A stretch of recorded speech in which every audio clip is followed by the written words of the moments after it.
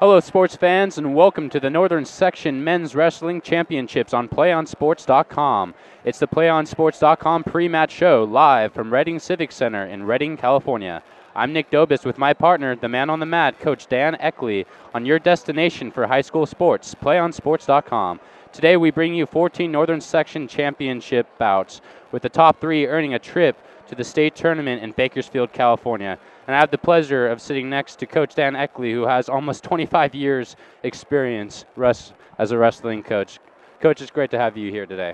Thank you, Nick. Appreciate it. No problem. So how have you enjoyed the tournament so far? It's been great. I think the wrestling's been great. I think the refereeing's been very good, and I think there are going to be some great matches tonight. Great. Coach, what's been the biggest surprises of the tournament so far, in your opinion? I don't think there's been many surprises team-wise. Chico was expected to win, and it looks like they're going to have it their way.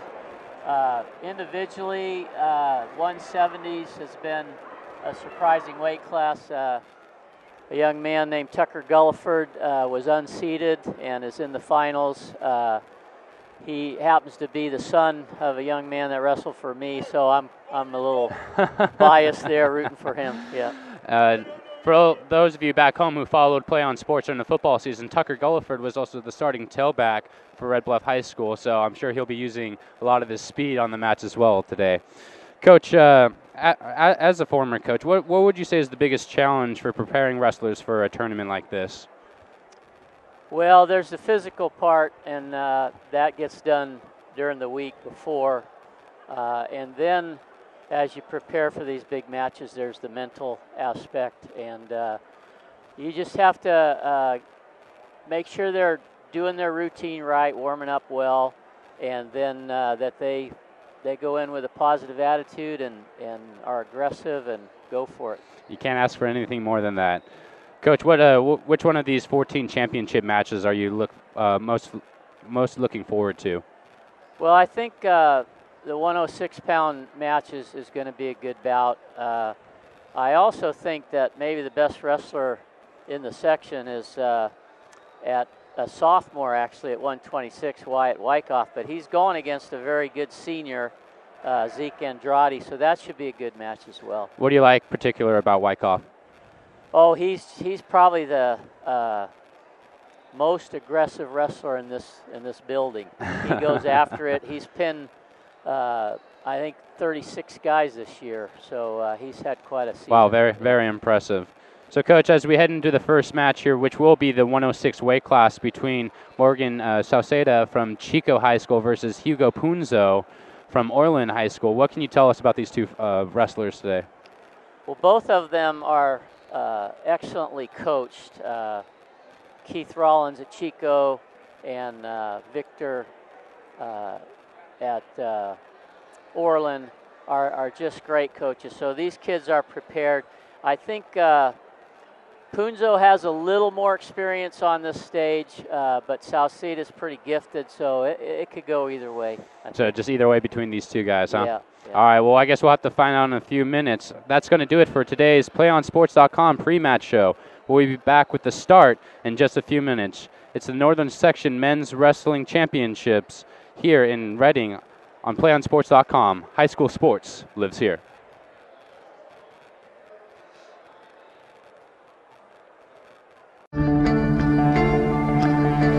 One match away from immortality.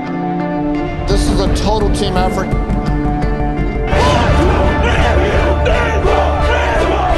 We're gonna come at you. One shot.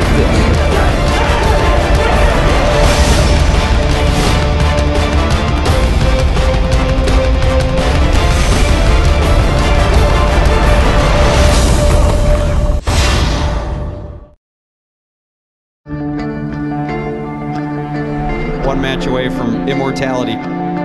This is a total team effort. We're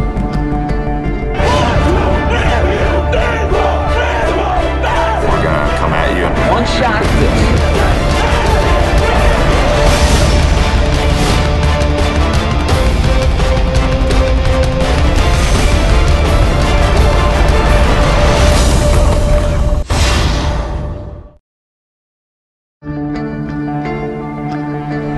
One match away from immortality. This is a total team effort.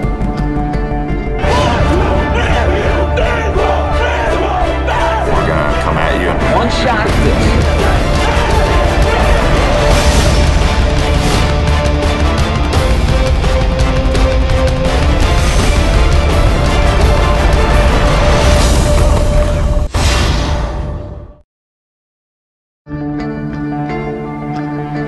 One match away from immortality. This is a total team effort. We're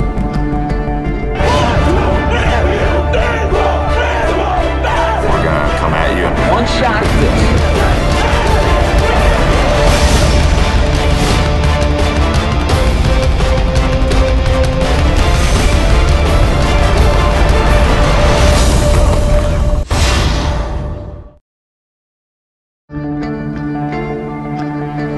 One match away from immortality. This is a total team effort.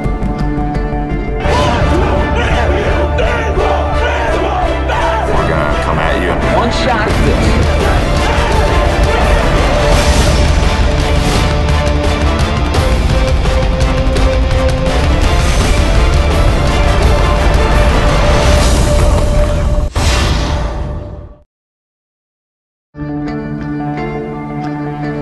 One match away from immortality. This is a total team effort.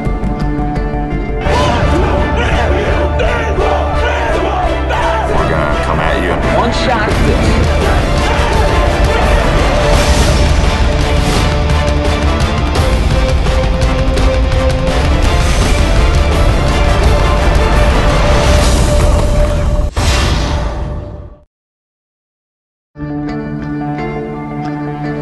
One match away from immortality. This is a total team effort.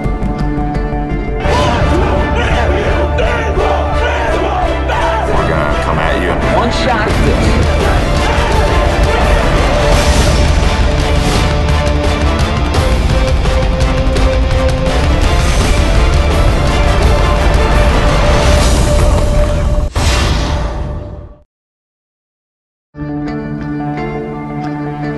One match away from immortality. This is a total team effort.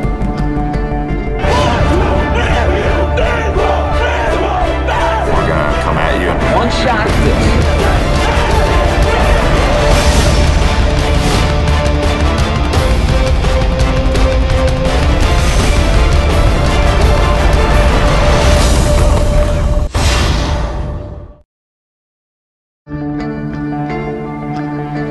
One match away from immortality. This is a total team effort.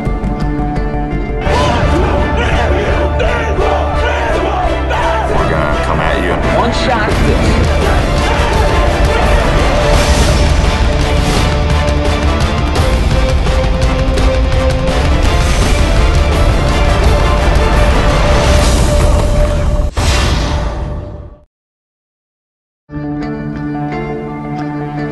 One match away from immortality.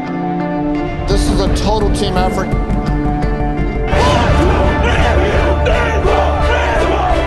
We're gonna come at you. One shot.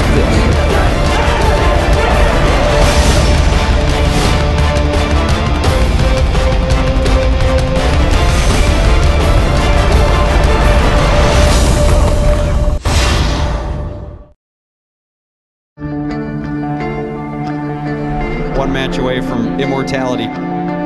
This is a total team effort.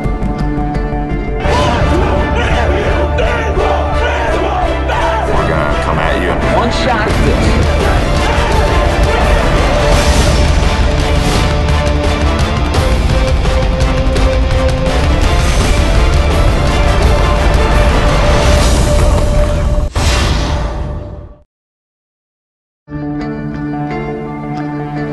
One match away from immortality. This is a total team effort.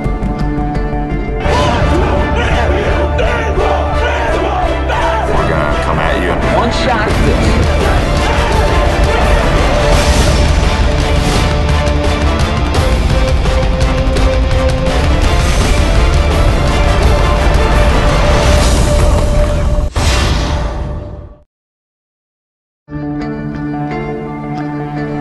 One match away from immortality. This is a total team effort.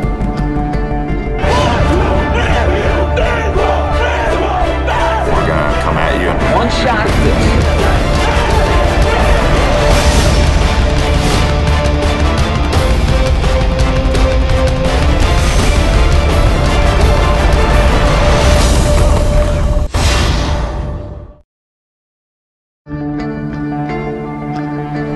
One match away from immortality. This is a total team effort.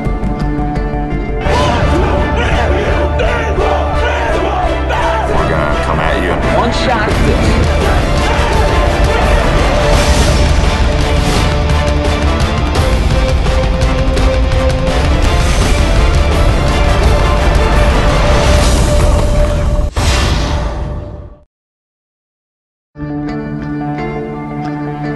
One match away from immortality. This is a total team effort.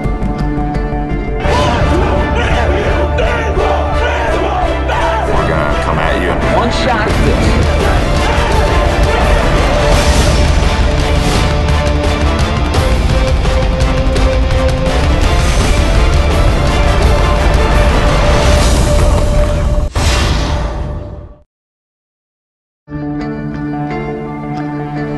One match away from immortality. This is a total team effort.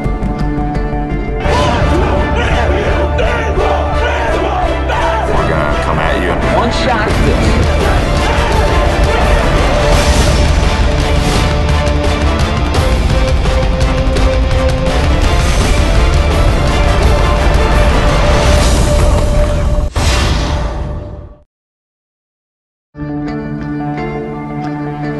One match away from immortality. This is a total team effort.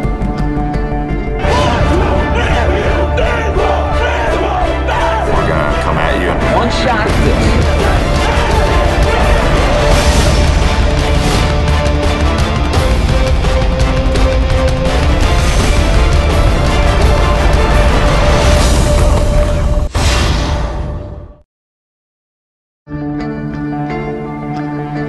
One match away from immortality. This is a total team effort.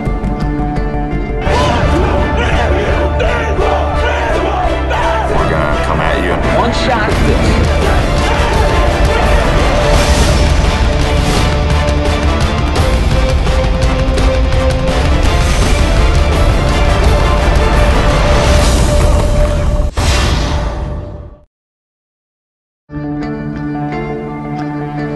One match away from immortality. This is a total team effort.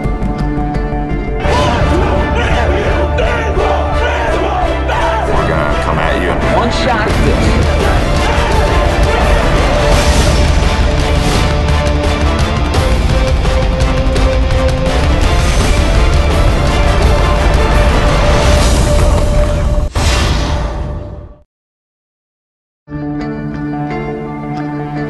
One match away from immortality. This is a total team effort.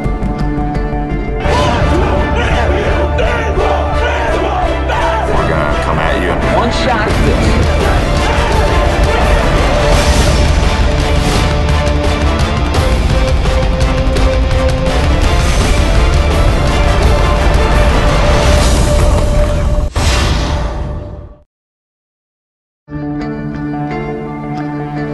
One match away from immortality.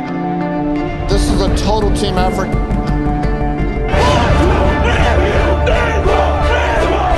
We're gonna come at you. One shot.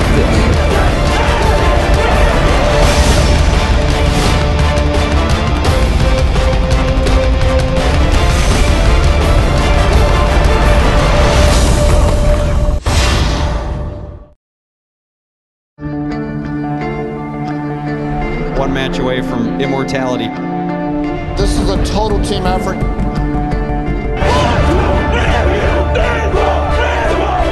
We're gonna come at you. One shot.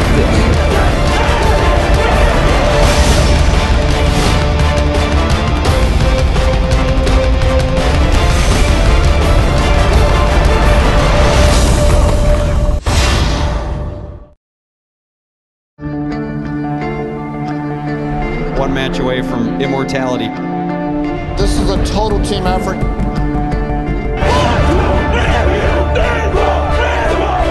We're gonna come at you. One shot.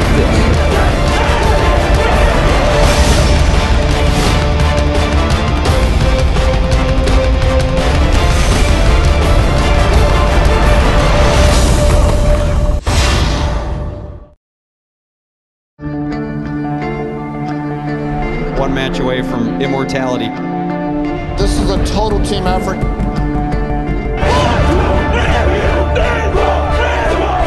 We're gonna come at you. One shot.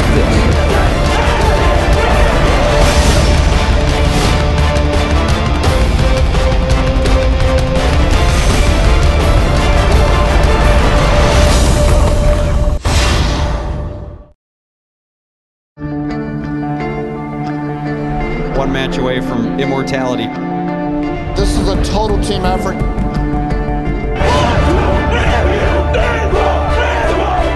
We're gonna come at you. One shot.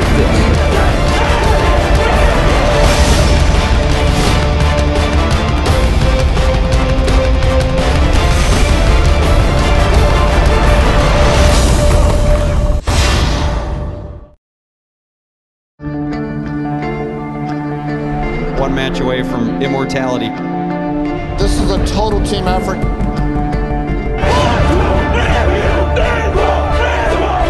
We're gonna come at you. One shot.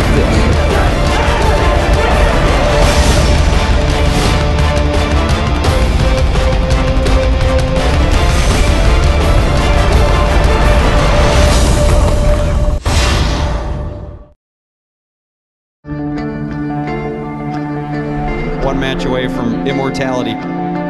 This is a total team effort.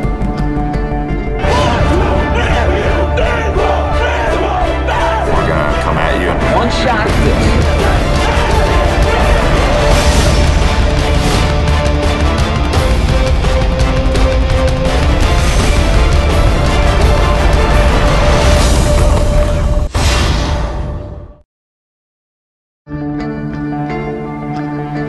One match away from immortality. This is a total team effort.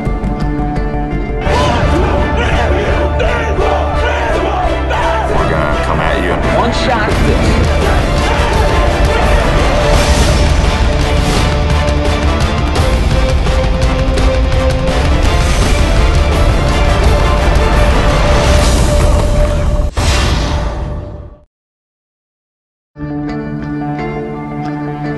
One match away from immortality. This is a total team effort.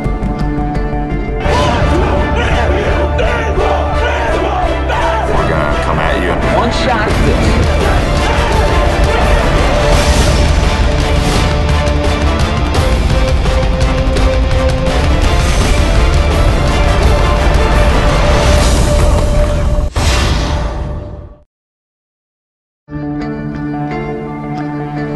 One match away from immortality. This is a total team effort.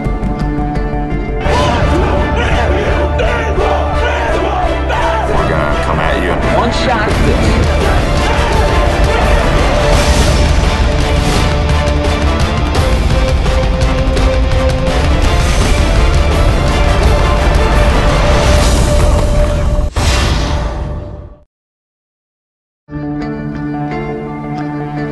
One match away from immortality.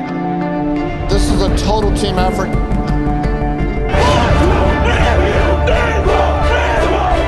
We're gonna come at you. One shot.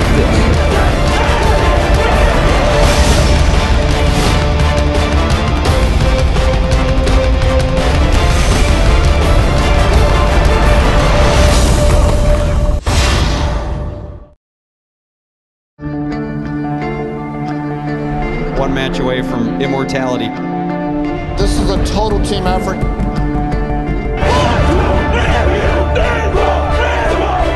We're gonna come at you. One shot.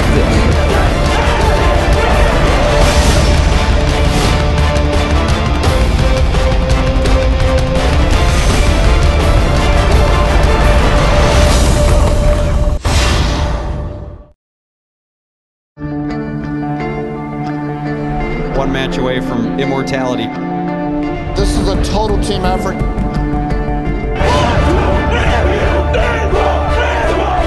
We're gonna come at you. One shot.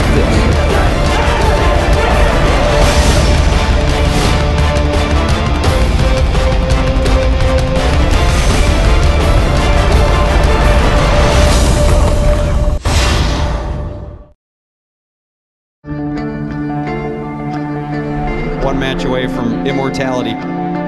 This is a total team effort.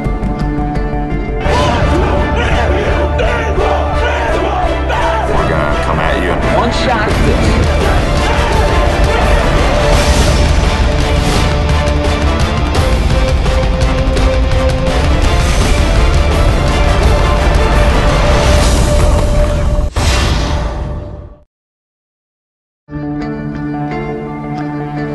One match away from immortality. This is a total team effort.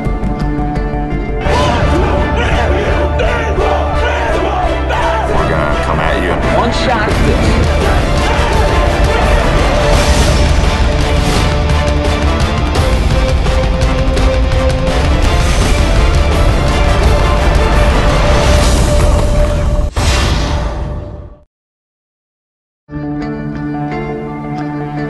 One match away from immortality.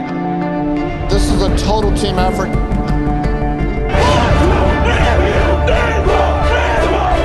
We're gonna come at you. One shot.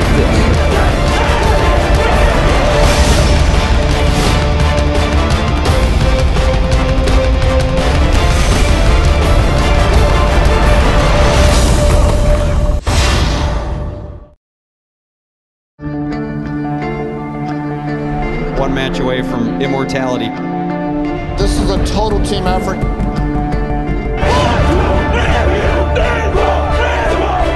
We're gonna come at you. One shot.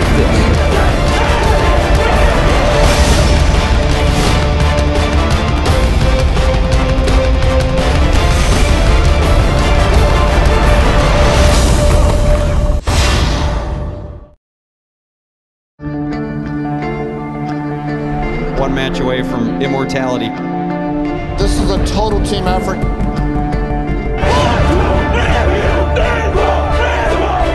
We're gonna come at you. One shot.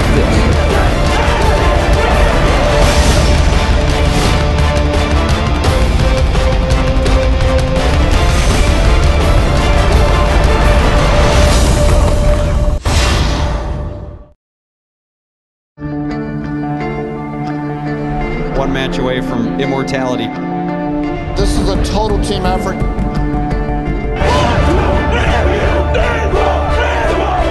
We're gonna come at you. One shot.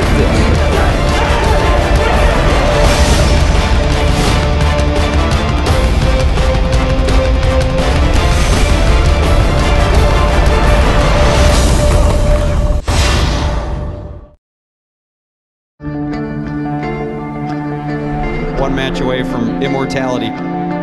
This is a total team effort.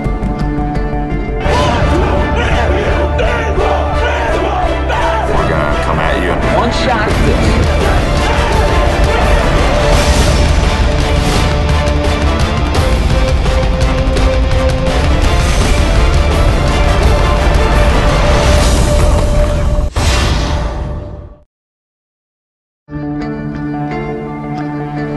One match away from immortality.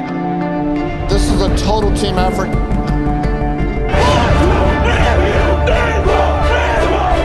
We're gonna come at you. One shot.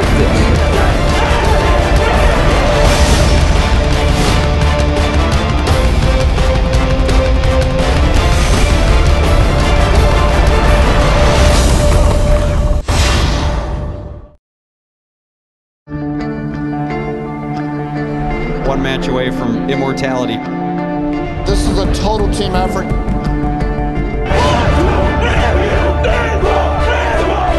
We're gonna come at you. One shot.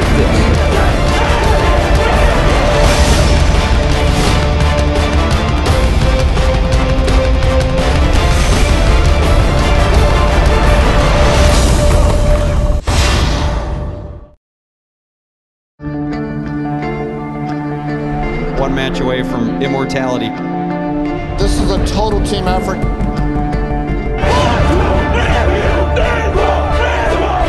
We're gonna come at you. One shot.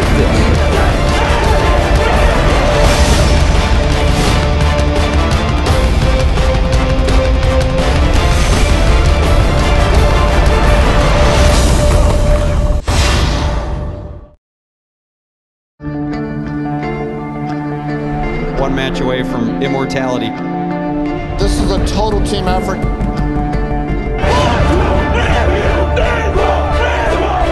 We're gonna come at you. One shot.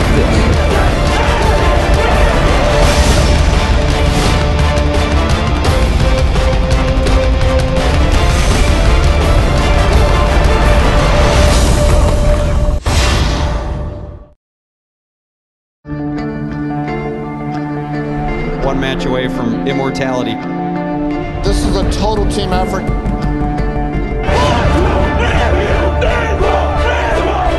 We're gonna come at you. One shot.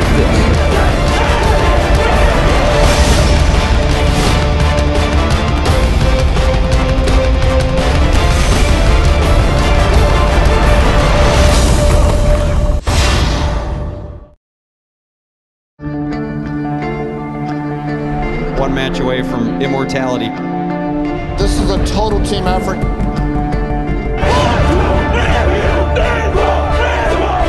We're gonna come at you. One shot.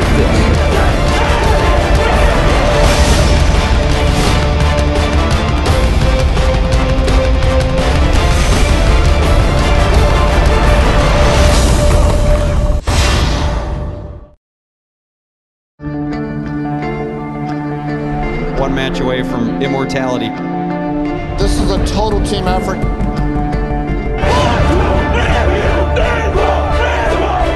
We're gonna come at you. One shot.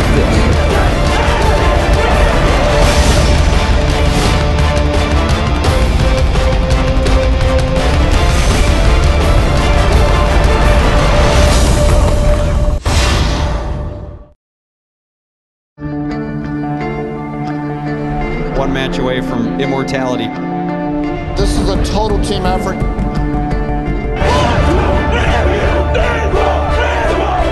We're gonna come at you. One shot.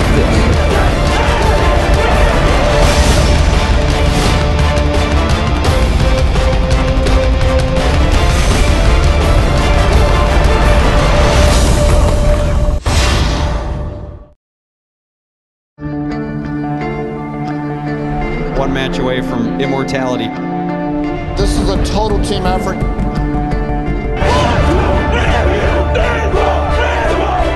We're gonna come at you. One shot.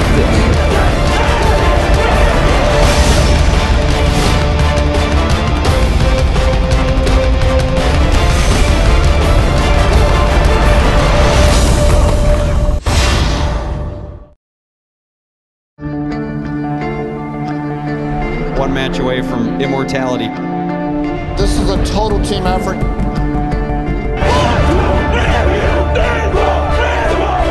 We're gonna come at you. One shot.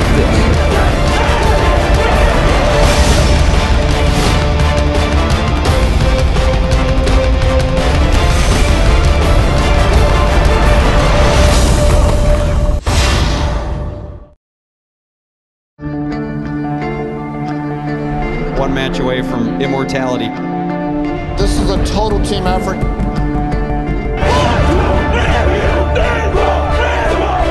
We're gonna come at you. One shot.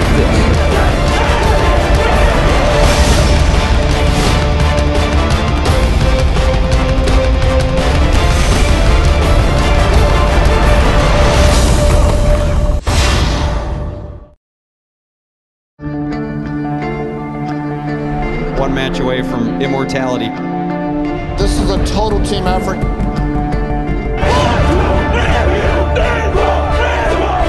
We're gonna come at you. One shot.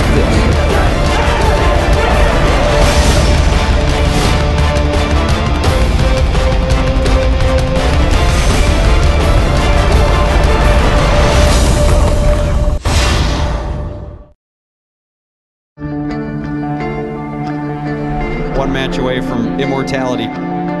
This is a total team effort.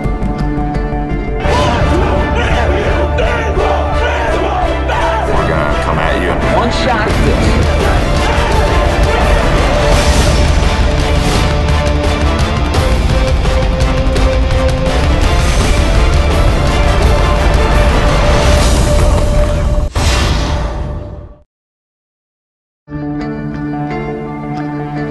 One match away from immortality.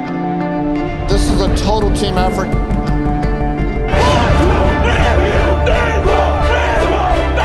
gonna come at you. One shot at this.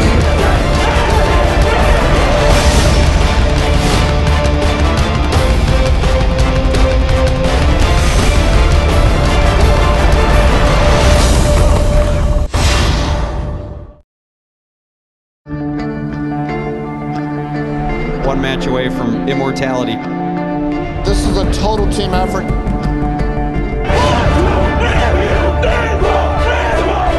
We're gonna come at you. One shot at this.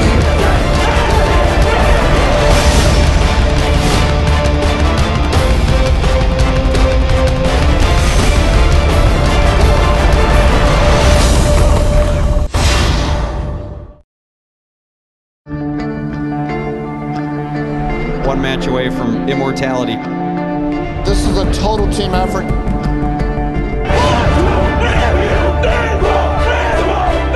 gonna come at you. One shot at this.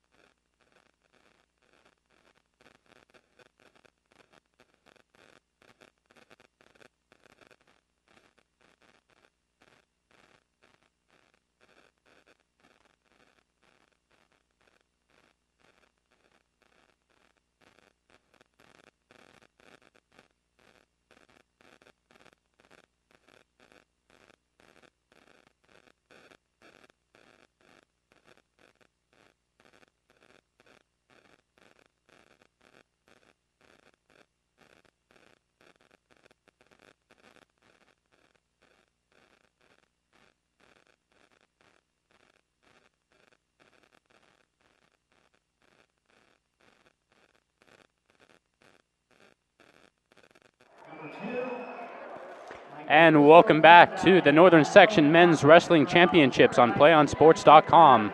Coming to you live from the Jewel of the North State, Redding, California. I'm Nick Dobis with Coach Dan Eckley on your destination for high school sports, PlayOnSports.com. If you're just joining us today, we're going to start off with a 106 weight class match featuring Morgan Sauceda from Chico High School and Hugo Punzo from Orland High School. And we're underway here in the first. Any last second thoughts here, Coach, as the match begins? This should be a great match. They're kind of just feeling each other out right now. I imagine that's probably a huge part of the strategy early on, just to get a good feel of the other opponent. Don't want to make that first early mistake. Yeah, that's right. I think Sauceda's a little better on his feet, and Punzo's a little better mat wrestler. Yeah, it does appear that Sauceda is trying to take the advantage in the middle right there. Trying to get a good grip on Punzo. Punzo goes for the legs first. Sauceda trying to get a good grip. Both looking for that first point strike.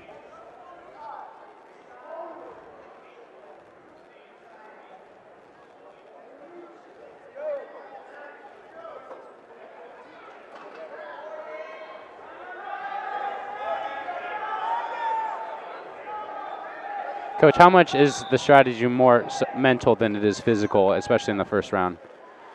Well, it's important to score that first takedown, and so they're trying to set each other up.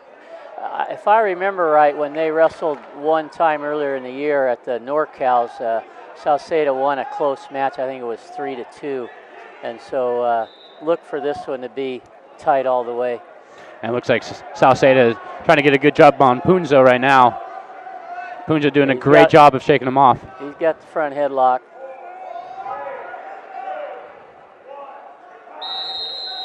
And that's going to do it for the first round right there. Flip the coin. Salceda got his choice and took bottom.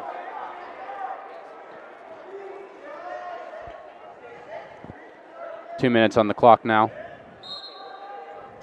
Salceda in the red and orange, or red and gold, I should say. Punzo in the blue and white for Orland. Salceda doing a good job fighting off that grip.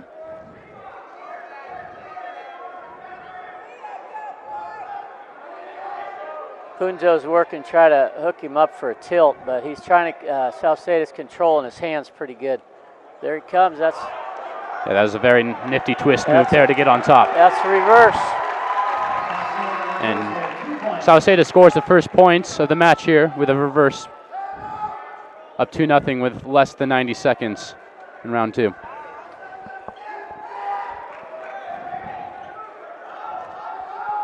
Punzo looked to be very aggressive here early. It looks like Salceda's been the cool customer scoring the first points.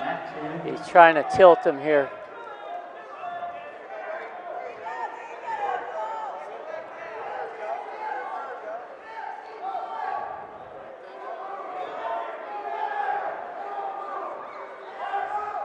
As it was mentioned earlier, Salceda definitely wrestling with a heavy heart with his father losing to a 4-year bout with cancer in 2012. So that's, I'm sure, on his mind right here. And his brother Mason was section champion last year, so I'm sure both are looking down from somewhere. Salceda still on top with a 2-point lead, heading with about 20 seconds left here in round two. He's keeping that cross wrist ride pretty tight, not letting him get any space. That's a warning on Salceda for stalling on top. He needs to get out to the side. Very good call there by the official. 13 seconds left here. Salceda up 2-0.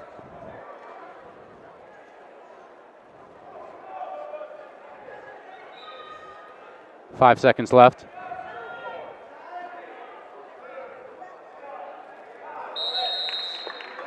And that will do it. Salceda up 2-0 after 2 rounds. Punzo took the feet because he didn't do very well getting out from the bottom, so he's going to try to score a takedown. Takedown would be key here to tie up the match. Both wrestlers getting a feel for each other in the opening rounds. Salceda scoring in round 2. Now Punzo's going to be looking for the takedown or the fall here in round 3.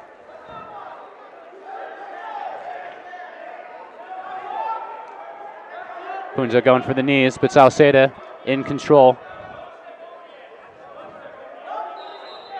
Got that front headlock again. Punzo's had some trouble with that. He's going to try to push him out, it looks like.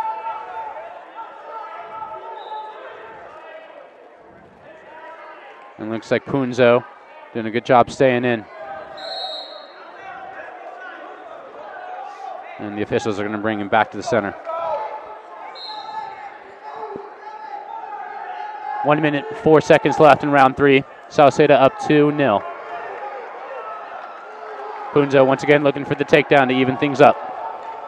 Salceda's been warned for stalling, so he needs to keep the pressure and keep on the attack, or he could get dinged a point. Punzo's trying to tilt him, but he keeps that front headlock and stays out of it. Salceda's been very strong with that headlock so far this match. Punzo needs to try to drag out of there and get some space. 30 seconds left here in the match. And he gets pushed out again. And both wrestlers will be back in the middle. 24 seconds left in round 3. Salceda up 2-0. That's a point stalling there. Punzo scoring his first point of the match here, making it 2-1. 10 seconds left in round 3. Salceda just hold on, watching the clock. gets pushed out with 2 seconds left.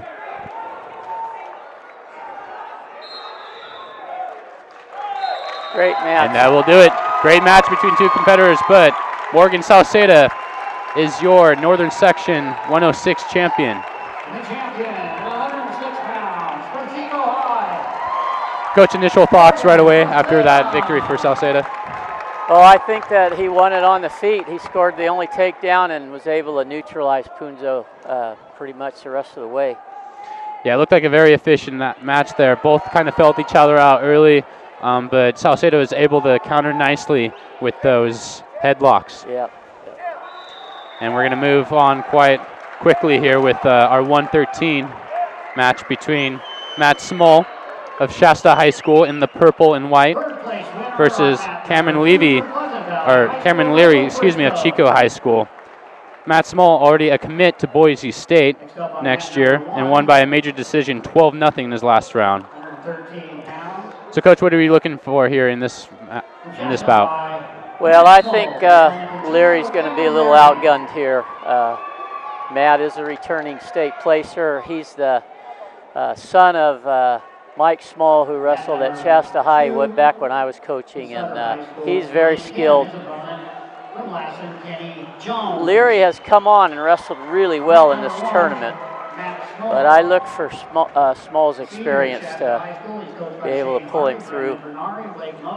And I think it is that experience and that overall strength that led him to a D1 scholarship. Cameron Leary on top right now. Got a strong headlock on Small with 1:15 left, almost 1:15 left here in round one.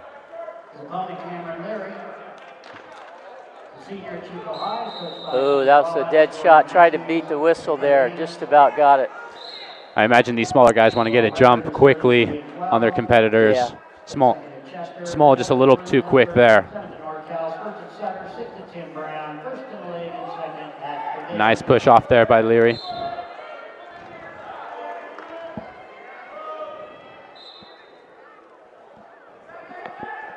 The other thing I like about Small is he looks very rangy. He can use that length to his advantage a lot of times. Yeah. Leary, though, holding on tight. Small's very good in this position. He has a short fireman's carry, and with his length, he can pop that knee and pop it. He just about got it right there.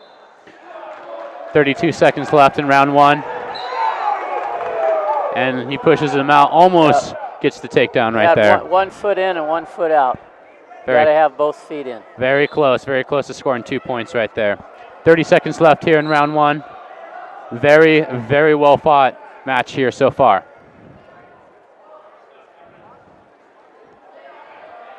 Small going for the legs once again. They went high crotch, try to get that carry. Leary's keeping him out of there.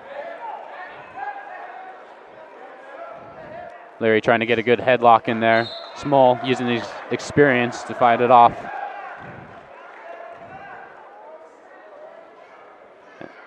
And looks like that's going to do it for round one here. No one scoring there. They're going to flip the coin.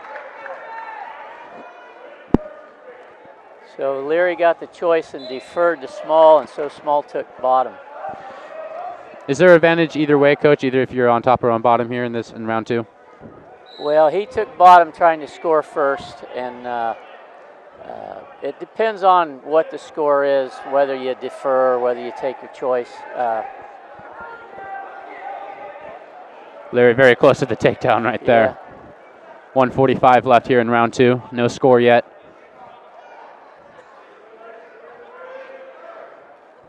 Small holding on strong, but Leary proving that his capabilities here.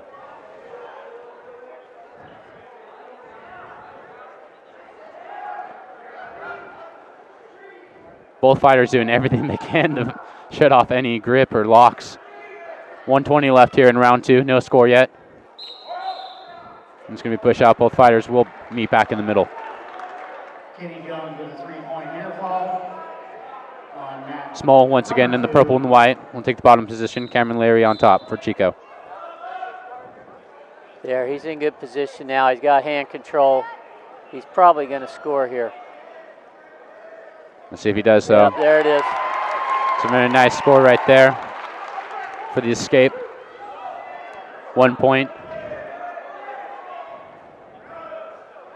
55 seconds left here in round 2.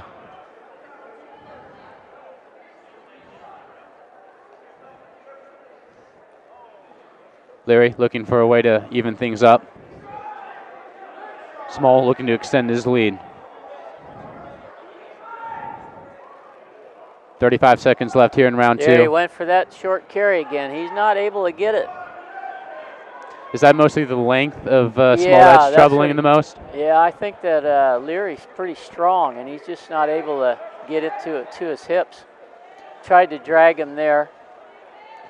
If Leary can get out of this, oh, there it is. Oh. That was a big takedown right there. 2-point takedown there for Small right at the end of the period right here, giving him a 3-0 advantage. And that's going to do it for round 2 with Small with a nice lead here heading into round 3. Leary proving himself very capable, is in trouble with a 3-point deficit heading into round 3. He's going to have to look for a takedown here pretty early.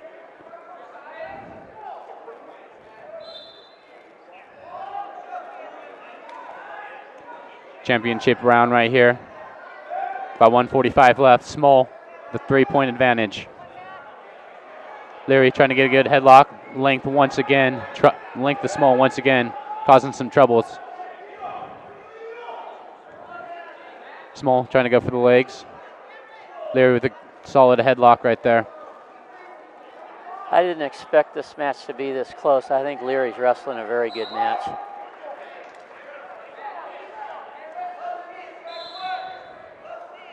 Leary has done very well. It's been Small who scored 3 very critical points in round 2, as we have just under 90 seconds here in round 3. Now, if you're Small here, do you want to somewhat keep your distance, play this a little conservative, or do you need to be on your edge here? Yeah, he's opening up a little bit now. Well, he's got a 5-point lead there with a nice reversal right there, giving a 5-0 advantage here with just over 60 seconds left in round 3.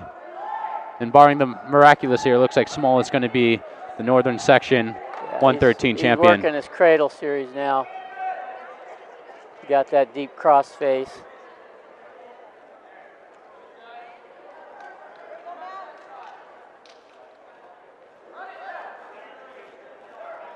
Leary doing everything he can. The remaining 35 seconds, down 5, round 3.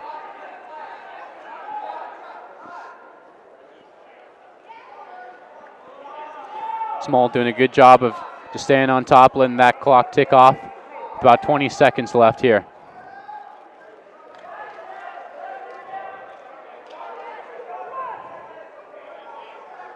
It's been a great effort here by Cameron Leary of Chico High School. But Matt Small has proved his dominance as he has so far through most of this tournament. So he has a shot to be a state placer again. And he has a great job with that. A great chance after that match right there, winning 5-0 in 3 rounds. Great job there by Matt Small. Congratulations to him. How do you like his chances at state, Coach? I think he's got a good chance to place, but it's tough down there, I'll tell you. He placed 8th last year, and he's going to have to wrestle really well if he's going to place again. It's a deep weight class in our state. Right, I think he's ranked about 10th right now, I'm not sure. And we're going to move right on along here in the 120 weight class, where we have Jackson Fitzgerald from Foothill High School versus Hayden Johnson. Who do you like so far? Who do you like in this match, Coach? Fitzgerald has been here before. He's got a lot of experience. I expect him to win, but you never know. That's right. See, we have. That's why they wrestle him. That's right. That's exactly what they do, Coach.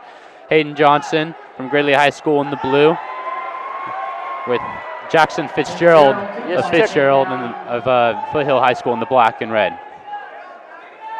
Very aggressive start here by both these fighters. It looks like Jackson scoring 2 points early. Yeah, he got the takedown, and Johnson just about got away, but he's got the front. Now he is away. Now that's one.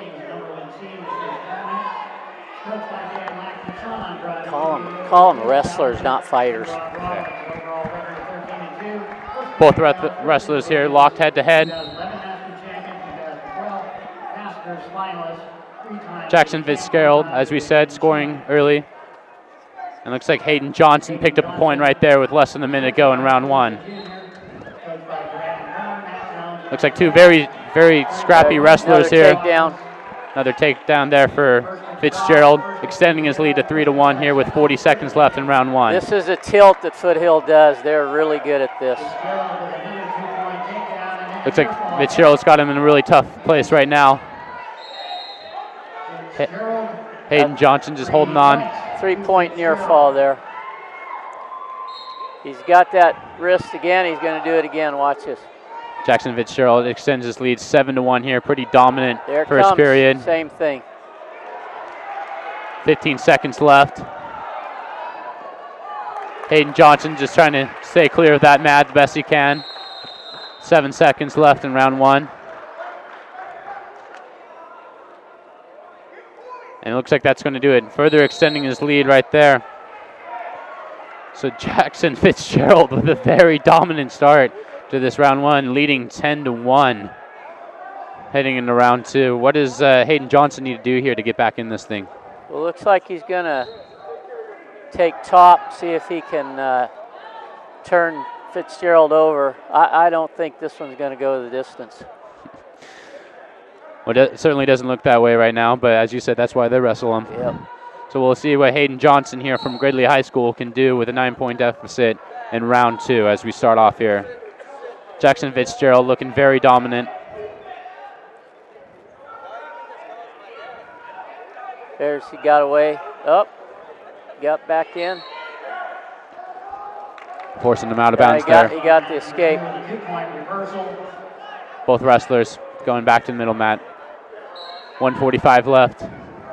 Fitzgerald now extends his lead 11-1. He needs 5 more points for technical fall. If he wins by 15, that ends the match. Or if he gets a pin. Well, let's see. Here comes the tilt again. He's got it in. Another 2 points there for Fitzgerald. Less than 90 seconds left in round two, and unless Hayden Johnson's got a lot more effort in them, this one is going to go Jackson Fitzgerald's way.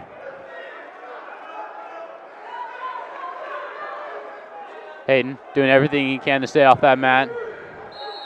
Fitzgerald looking to put this match away in the second round with about a minute left, extending his lead 13-1 now. He's trying to get his cross wrist ride to work for that tilt again. There, he's got it. Here it comes. Oh, he lost it.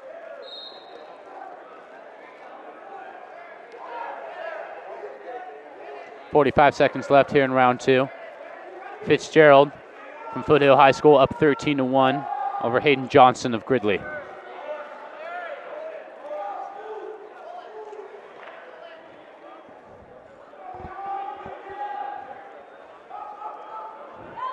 And it looks like it's really been those turns that have been the most effective for Jackson here it is Fitzgerald. again. There's that same tilt. That tilt move has been very, very clutch there. So that's looks like that's going to do it. Fall, yep. And Jackson Fitzgerald with a very dominant performance right there in this 120 weight class Northern Section Masters Championship, beating out Hayden Johnson of Gridley. What else was a very dominant factor there in Jackson Fitzgerald's victory, would you say, besides the tilts? Well, he just is so good on top, and he scored most of his points tilting him and put it away pretty quickly. Moving right along here to the 126 weight class, where we have Wyatt Wyckoff of Paradise High School, ranked 8th in the state, versus Zeke Andrade. Thank you, Coach. It's always good to have a good coach right by your side, who actually lost to Wyckoff last week in the Division I championship, so kind of interesting to see the 8th ranked versus the 11th ranked back at it in the championship bout. So would you say losing that bout last week has fueled Zeke's? Well, what I understand is that Andrade forfeited the match and didn't wrestle. That's probably a psychological thing that they did. Wyckoff's just a sophomore, but he may be the best wrestler in this gym. He is quite a competitor. Andrade's got a lot of experience. He's been here before. Wyckoff won the section as a freshman last year and came one match from placing at the state meet. I think unless Andrade really gets a roll going with his tilts, that he's going to have a hard time with Wyckoff. But Wyckoff didn't look good in a semifinal match, so it'll be interesting to see how this one goes. You did mention that Wyckoff was the most wrestler who had the most intensity out of everyone in this match. So I'm really excited to see this young man wrestle. Yeah, he goes after it. He's really proven it too, going through the tournament. Registering a fall in the 44 second, a fall in the 36, and a major decision in the semifinals, winning 11-1. So we will see if he keeps that intensity up heading into this next bout here. He is fun to watch. We're waiting on the other 120-pound match, the third place match, to see who's the third qualifier. It looks like Al's from Chico's ahead over there. As you mentioned, Coach, earlier, Chico having a very dominant performance. Do you want to go over some of the team scores while we have a chance here? Yeah, they're so well coached, and they were up by almost 30, over 30 points going into the finals over Sutter, and they won the 103-pound championship. They just got third here at 120, so they've pretty much put it away. Very good to hear, and it looks like we're just about to start. Wyatt Wyckoff from Paradise wearing the gold, and Zeke Adrande from Foothill High School wearing the black and red as we get started in the 126 bout here. Opponent from Paradise High School, Wyatt Wyckoff. Wyatt Wyckoff looks a little bit stockier. Looks like he has a little bit more strength. Yeah, he has some horsepower. Wyatt Wyckoff, if I do recall correctly, also a football player for Paradise High School on that great team that ended up losing to Enterprise in the championship game. I didn't know that. He's pretty little. Yeah, he played tailback. He's one of those wing backs. Wow. So he's got a lot of strength and speed, and we'll see if he uses it here as Andrade got the takedown. Wyckoff reversed him. Andrade goes up by 2 with the takedown here with about 1 minute and 12 seconds left in round 1. Wyckoff currently on top, wearing. He's about to get the reverse and maybe back points. Andrade doing everything he can. Nothing yet.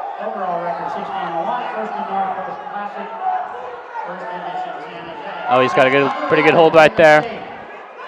See if he can take those takedowns. That's a reverse. Now he's getting near fall points.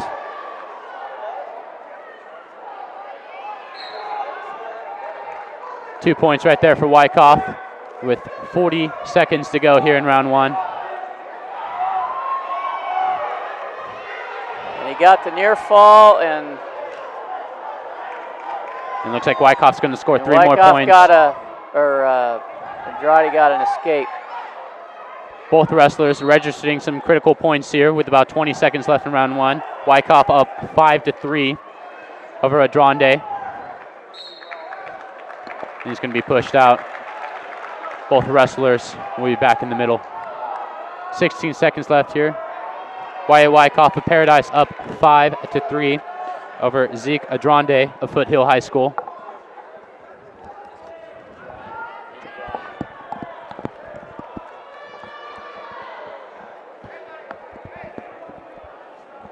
Both wrestlers going very quickly here in round 1, not hesitating to score any points.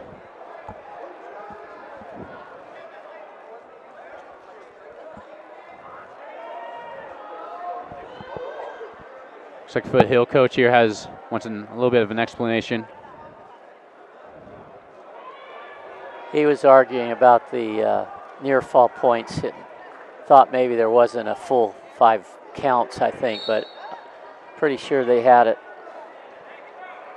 About 11 seconds left here to go. Wyckoff up 5-3 over Andrade.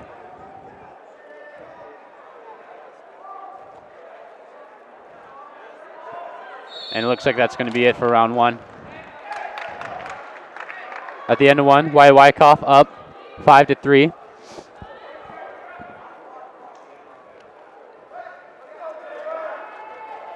And looks like Andrade will be in the bottom position with Wyckoff on top. I'm surprised that Andrade took the bottom because he got the first takedown, and Wyckoff's pretty tough on top. We'll have to see what happens here. See, he gets that arm bar in.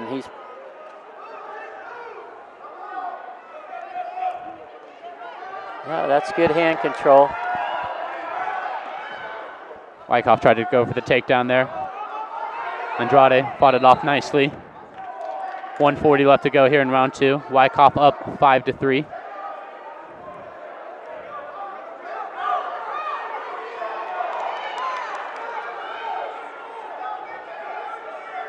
This kind of reminds me of our last bout, a little bit of a, strength versus length here between these two. Right.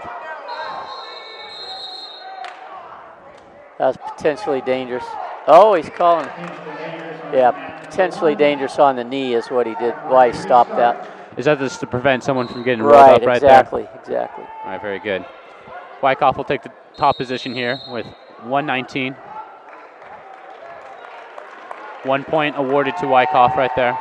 That was a third false start on Andrade. That's why he got that point.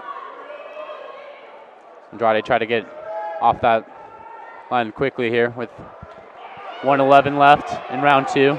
Wyckoff up 6-3 over Andrade.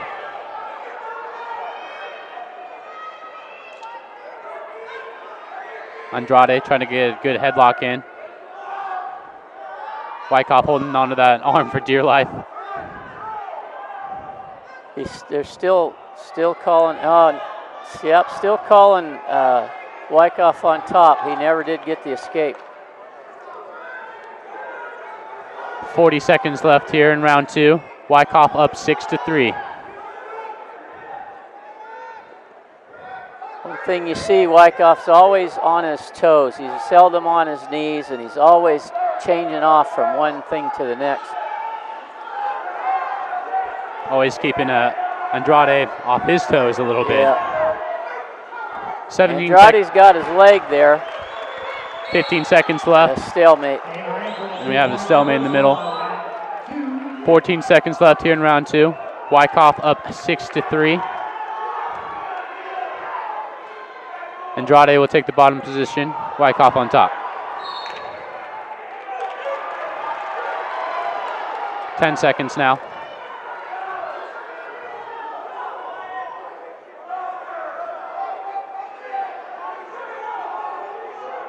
And looks like that's going to do it for round 2 here. Heading to round 3 now.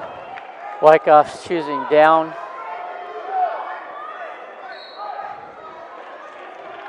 So, Coach, what does Andrade need to do here to try to even things up? Well, if I was coaching, I doubt that I would have Wyckoff take bottom, because what Andrade's best thing is the tilts from the top. I think I'd put him on the feet, but it'll be interesting to see. If Wyckoff can blast out of there, then he's going to be in good shape. But if Andrade gets him tied up, he could be in trouble. Well, Coach, not only do we have wrestling today and we had soccer earlier, but we'll have live coverage of basketball from around the country in March as we hit the section and state championships. March Madness will reign around California and beyond as we bring you action one of the country to the other. Join us in March for championship basketball coverage brought to you by your destination for high school sports, playonsports.com. And as we have a stoppage in the match here, Wyckoff has a 3-point lead. Wyatt Wyckoff of Paradise High School over Zeke Andrade of Foothill High School. Wyckoff with a 3-point advantage here, but it has been a very fought, well wrestled match. Yeah, here. they're both wrestling tough.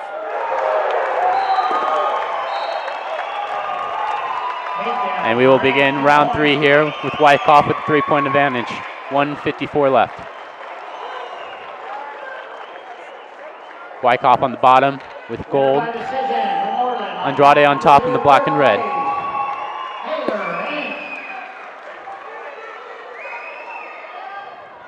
Andrade is very good on top. Wyckoff's trying to get some hand control. He needs to keep his head up. Less than 90 seconds now in the match. Wyckoff still holding on to a 3-point lead. As you mentioned, Andrade trying to get that hand control in there.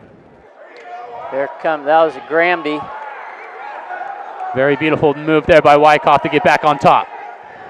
It's no score yet, still nothing. Both that was nice. Both wrestlers going right at it right now. 1 minute left. Andrade's got him in trouble. Wyckoff in trouble on the match. Fighting off. 52 seconds left. Andrade only down by 1 now with that takedown. 44 seconds left. This is what I thought could be the problem, is he's so good on top. 35 seconds left right now. Now Wyckoff has to be smart and really control those hands. Oh, he's got his tilt just about in. Oh, he got the hands separated again. 22 seconds left. Wyckoff trying to hold on to a 1-point lead here. Andrade trying to even the match or even take it. 12 seconds left. Andrade on top. Wyckoff holding on. 5 seconds.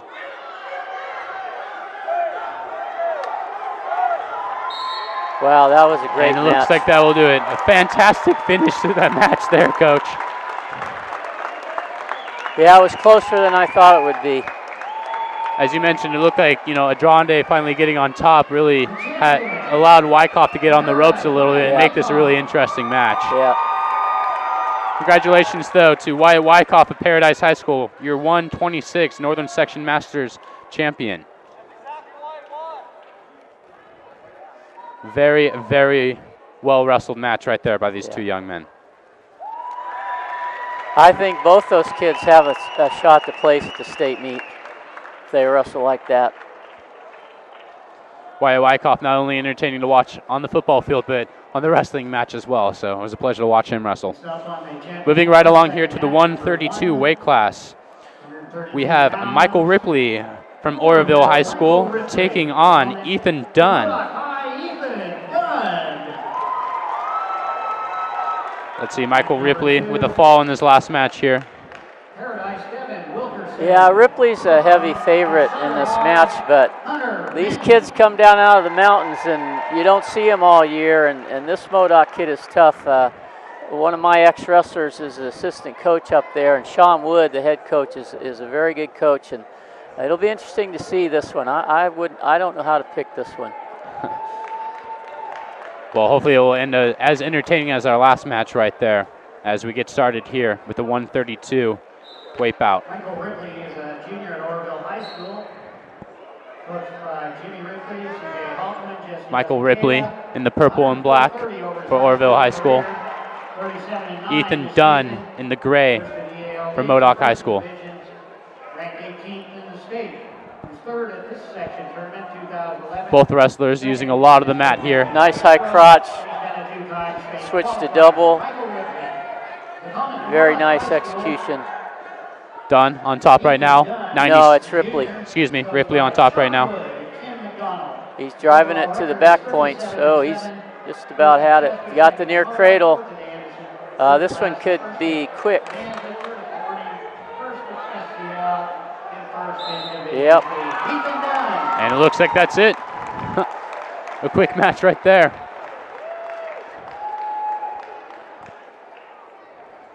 Winner by fall, the 134, Michael Ripley. And your champion from the 132 weight class, Michael Ripley, taking the fall in 1 minute and 11 seconds there left in the first period.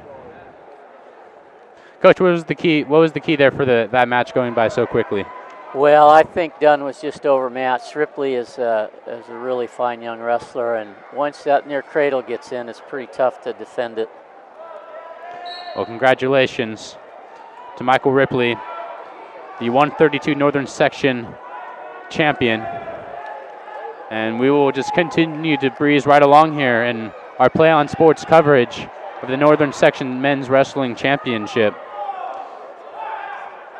And tell you what, Coach, I actually kind of like the pace of this a little bit. Just kind of goes right on by here. You get to see a lot of action right in your face real quick. Yep. Well, since that one got over so quickly, we're going to have some time while we wait for the third place match to get over. They always start both matches at the same time. Why is that, Coach? Oh, just so they keep them together. Fans like it that way, I think. And while we're waiting for our next match, which is the 138 bout between Joseph Moore, who defeated last year's 138 champion, Rockland Loringer. Yeah, that was a big upset.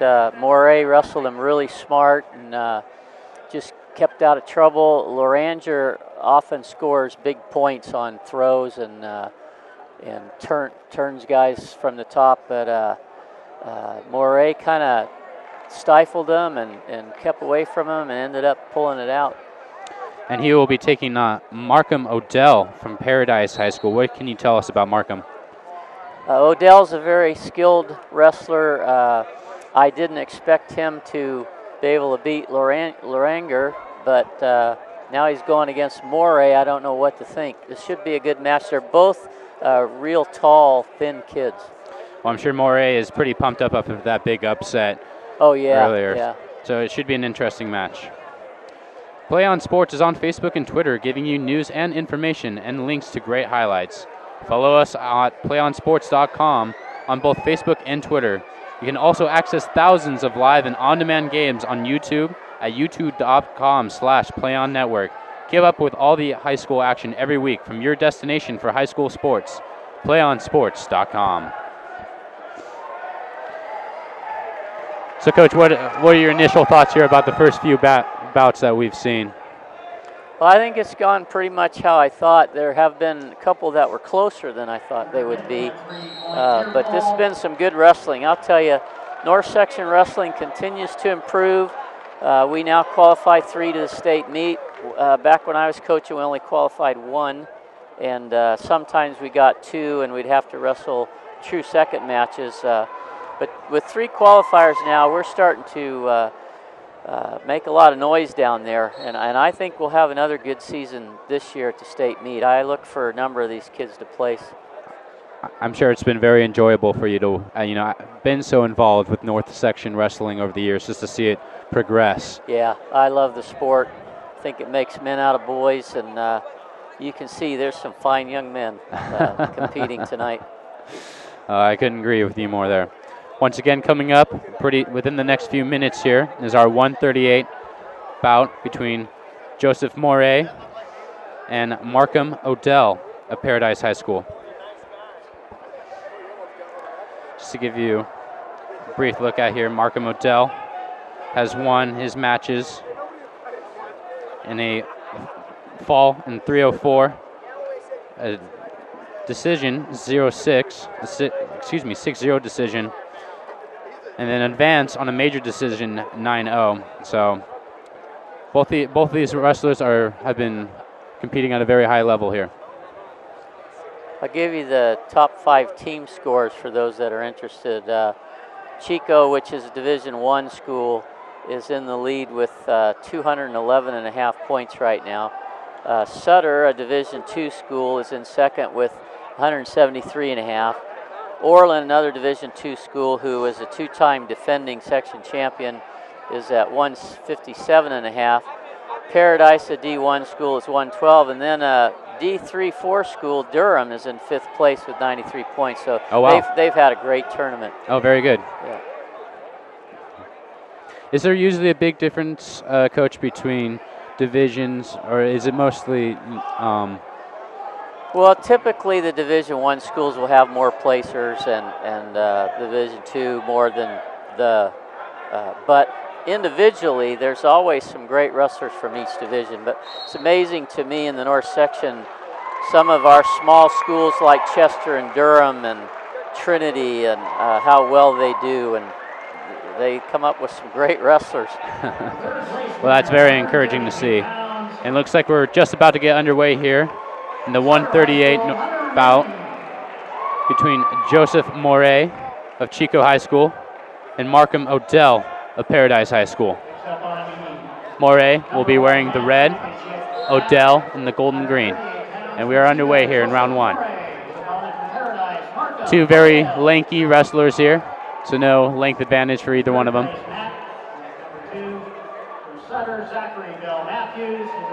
Both wrestlers trying to get a good lock.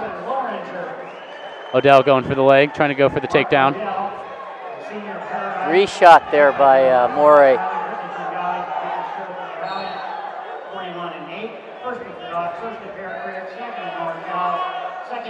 Moray doing everything he can to try to flip him, takes him outside the mats there.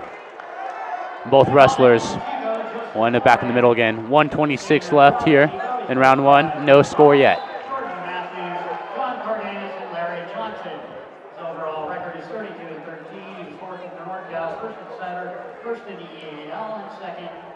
Moray trying to hold off the hand grip there. Both wrestlers once again trying to feel each other out here in the early going.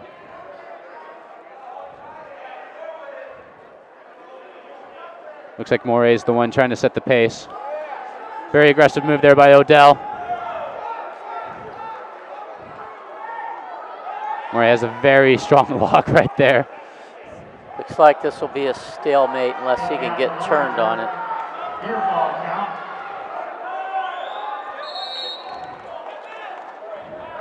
The officials doing the best, holding off on that stalemate call, letting the wrestlers go at it.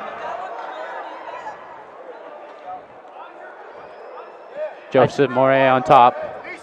I just looked it up, and in the Division I finals, Odell beat Moray. So this is opportunity for the Chico kid to get one back, and probably Odell is favored, I would think. 18 seconds left here in round one in this rematch between two very feisty and lanky competitors here. No score yet with 10 seconds left. Odell. Nice shot. On the ground there. Moray on top. Tried to limp arm, but nope, no points. And that's going to do it for round one here in our 138 weight class championship bout. No score yet between these two. Were you kind of surprised that they didn't call a deadlock right there between the two, or do you kind of like when they let it go? They were still spaced. What happened is Moray got his choice and deferred, and Odell took bottom for the second round. Odell once again in the green, in the golden green for Paradise High School. Joseph Moray for Chico High School on top. Moray's pretty good on top. He's got an arm bar. He's going to try and get a wrist, and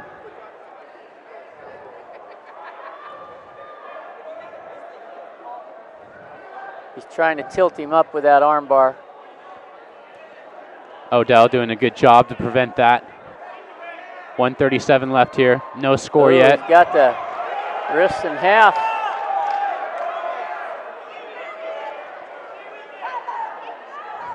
Both both wrestlers here giving it everything they can. Still nothing. Oh, there it is. That should be points. No, he's still not. Wow, he had that deep. I'm surprised he didn't score with that. I think there was a few Paradise faithful behind you who thought the same thing as well. No score yet here with 1:13 left in round two. Odell, bottom position. Joseph Moray on top.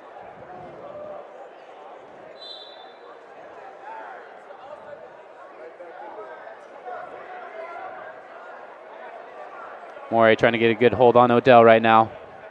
I've seen Odell use a good Peterson roll, but he's not been able to get any clearance, and Moray keeps his arms tied up. Seems that both wrestlers have countered each other very nicely here. 50 seconds left in round 2, no score yet. He's still trying to work that arm bar.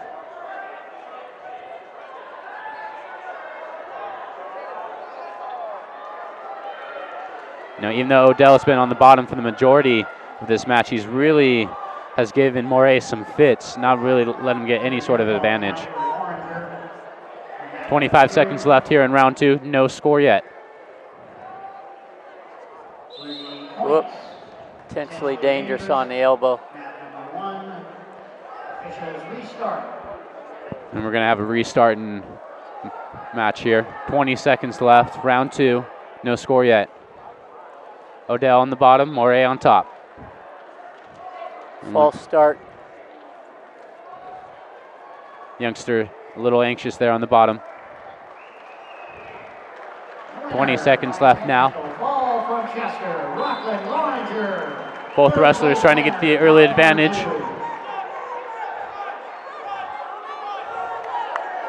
Well, defending section champion Loringer won the 3rd place match, so he will be going back to the state meet.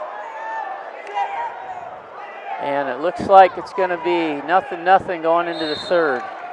Well, it's nice to hear that Loringer has rebounded very nicely here, but in our championship match here between Joseph Moray of Chico High School and Markham Odell of Paradise High School, there is no score yet as we head into the 3rd round. Odell on top, Moray on bottom.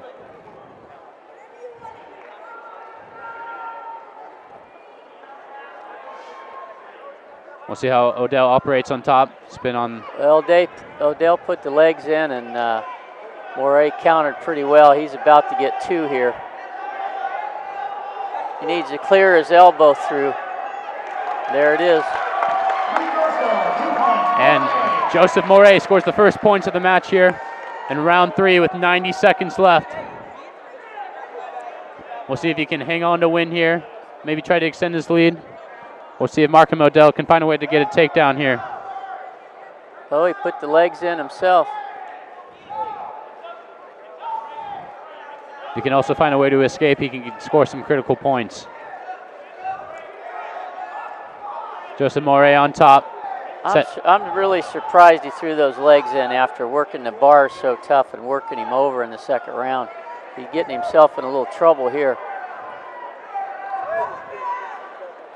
There, he tried to Granby, tried to get that Peterson. Oh, he just about had it. Almost had it there, but couldn't quite get it. 46 seconds left here. He's still working for it. Moray up 2-0 here. 40 seconds left in the 3rd round. There's a reversal. That was a mistake throwing those legs in. And it's going to cost him 2 points here as Markham Odell ties up the match here. 30 seconds left, round 3, tied at 2 between Joseph Moray and Markham Odell. Moray in the red will take the bottom position. Odell on top. Critical 30 seconds here.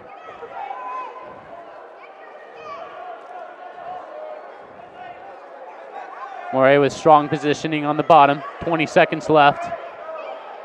He needs to shake him. Ooh, it's going to be close. Ooh, that was really close there. He's got the cradle, but he... 10 seconds left. Oh, he just about got it. Markham Odell shakes that off.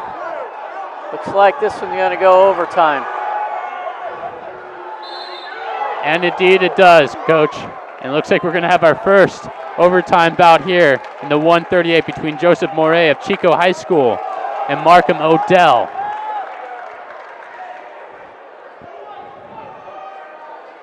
So if I'm not mistaken, Coach, here, first one who scores here wins this match. Is that correct? Yes, first takedown wins. First takedown or here. First point if there were to be an illegal move or something of that nature. Overtime here in the 138 Northern Section Championship between Markham Odell of Paradise and Joseph Moray of Chico High School. Try to throw by there. Both wrestlers doing their best not to make that critical mistake here. 33 seconds left. If it goes 0-0 after no score in this round, then they go to 2 30-second rounds on the mat. Odell gets the leg grab right there. Uh-oh, this is close. Markham Odell willing himself to get that shoulder down. He just hasn't got control yet. There it is. And that'll do it. Markham Odell of Paradise High School just finds a way to out-edges Joseph Moret, and a nice comeback there to win the Northern Section 138 championship. Champion at 138 by decision. Markham Odell. And what a fantastic effort there to come back and win that match. Yeah, that Coach. was a great match.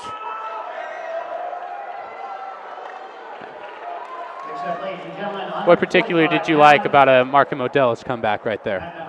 Well, he after being pummeled the second round, he got some space finally and was able to get that reverse and get it into overtime. And then he pretty much did the same thing in overtime. He cleared an elbow through out of a scramble. And we're going to move right along here to our 145 weight class bout in the Northern Section between Matt Bowles of Durham High School in the gray and Preston Wallers in the purple and white for Shasta High School. Wallers, who was 0-2 last year, is currently ranked 26th in the state. So this should once again be an interesting match. I haven't been disappointed yet. Yeah, this is a hard one to call too. Both these kids are they're not real flashy. They're just solid wrestlers. Both wrestlers getting a strong headlock there, shaking it off.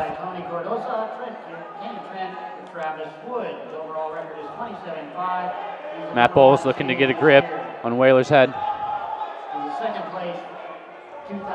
Whaler's counting everything that Bowles has to offer nicely. Wallers on the ground. That's a nice short carry. He just has to get his head out. 1:15 left here in round one. Step across, there's a takedown. 2 points scored right there for Bowles. 1:03 left in round one. Bowles being the first to strike, 2 points with the takedown. 54 seconds left. Wallers is going to do his best to operate on the bottom position. Bowles trying to get a good hand grip in there. Wallers countering nicely.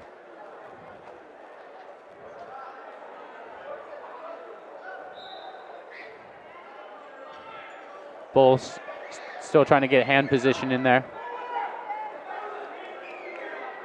Wallers is doing a good job trying to control the hands, but Bowles is pretty tough on top. He just won't let him go. Yeah, it looks like he's got a pretty solid lid on Wallers right now with 13 seconds left. Bowles up 2-0 here in round one.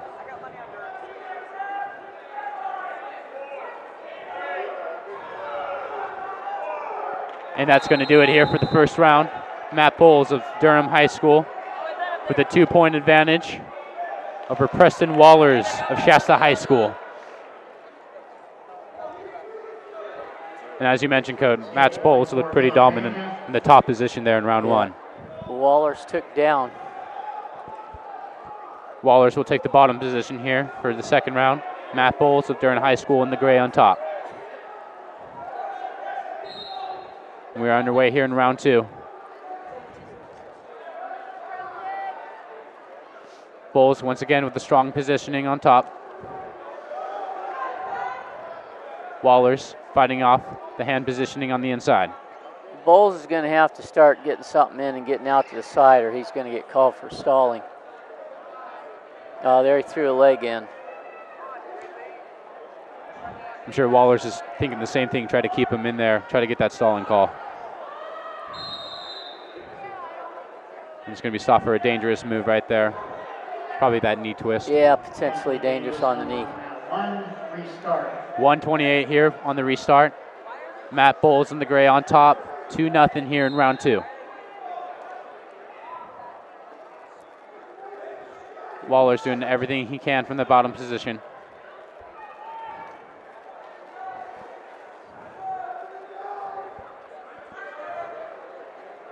Bowles once again trying to work that inside position there, trying to grab hold of the leg. Oh, he's working. Just about had a cradle there. Under a minute left now in the second round. Bowles still has a 2-point lead in this 145 weight class championship. Wallers just can't seem to hip him down. He's having trouble countering the legs. Matt Bowles proving to be a tough customer in that top position. Stalemate. They're going to break it and start him again. 34 seconds left here after that stalemate. Matt Bowles once again with a 2-point advantage in round 2.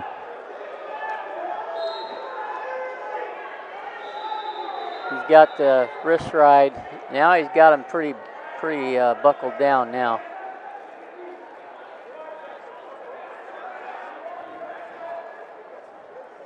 Bowles continuing his dominance on the top position. Wallers with a nice counter move. 12 seconds left in round 2. He's in what's called a crab ride right now. He needs to be careful here. He could get in trouble. He's back up on top now. Got his hips up. And that's going to do it for round 2 in this Northern Section 145 weight class championship between Matt Bowles of Durham High School and Preston Wallers of Shasta. Matt Bowles in the gray and red, up 2-0 as we head into round 3. Looks like he took bottom. Now this might be an interesting advantage here for Wallers, who has spent most of the match on the mat on the bottom, so we'll see if he can take advantage of that. Went for a switch, got countered. Wallers is pretty good on top. I've watched him throughout the tournament. I'm doubtful that he'll be able to turn Bowles. I'm guessing the coaches will give him about a minute or so to try to turn him, and if not, then they'll probably try and let him up to try to take him down.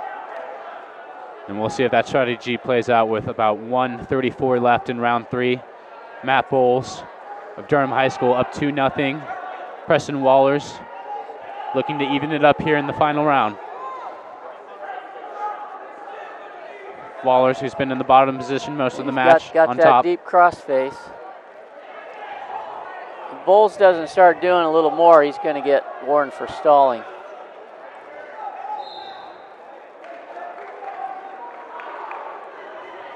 Got deep crossface again. He's fighting it off. Matt Bowles doing an excellent job here of holding on to his 2-point lead with 55 seconds left in round 3. Wallers trying to get a good handle on Bowles. Bowles countering nicely. 40 seconds left. Wallers trying to get a good handle once again. The Bowles is having none of it.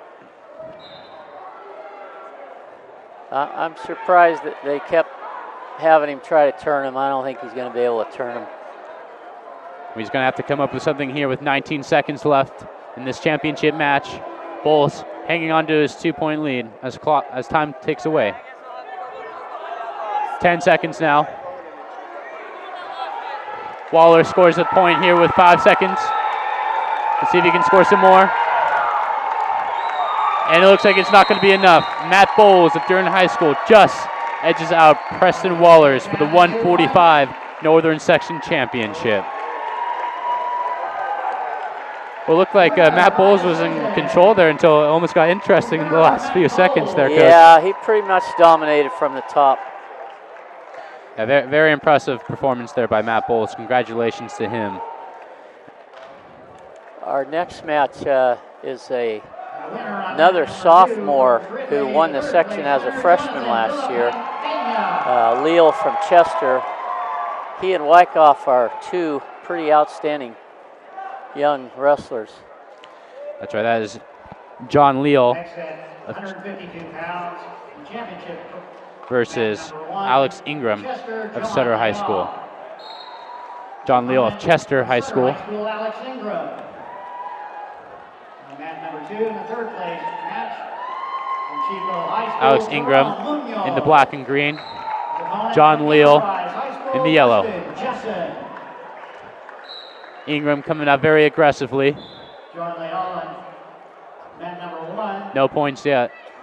The sophomore at Chester, he's coached by Tom Lomanier, Chris Leal, and Shane Loringer. His overall record 40-6. Leal trying to get a good head lock right there.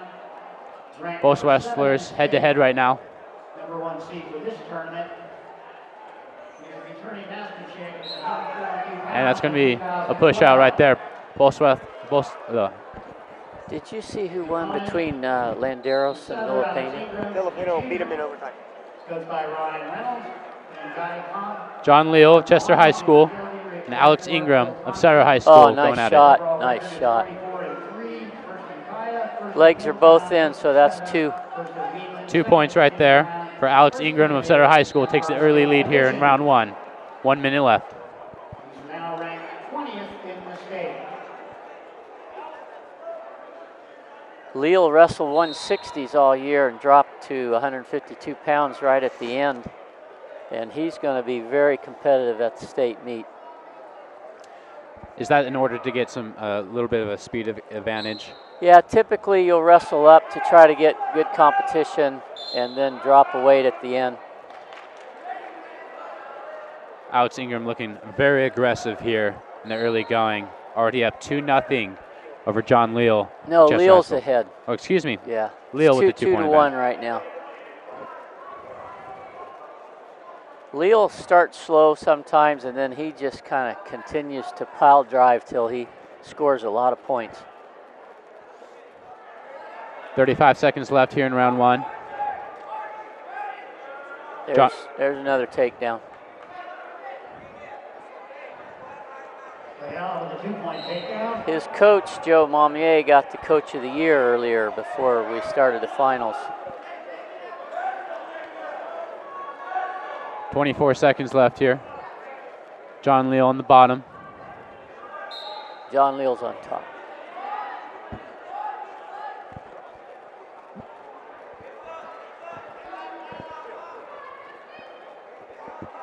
.13 seconds left here in round 1.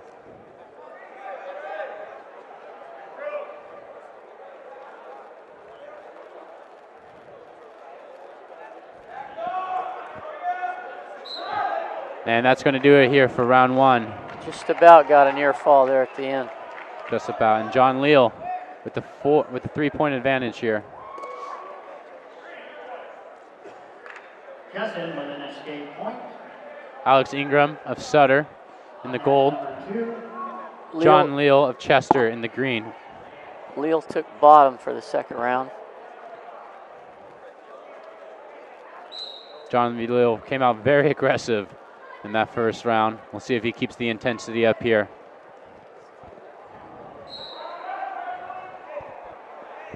Another force out right there, bringing both wrestlers back to the middle.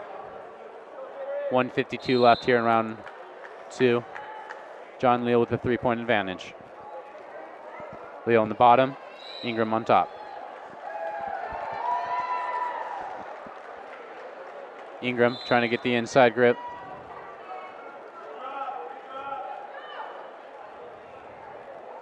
He tried to Granby there, but didn't have hand control, so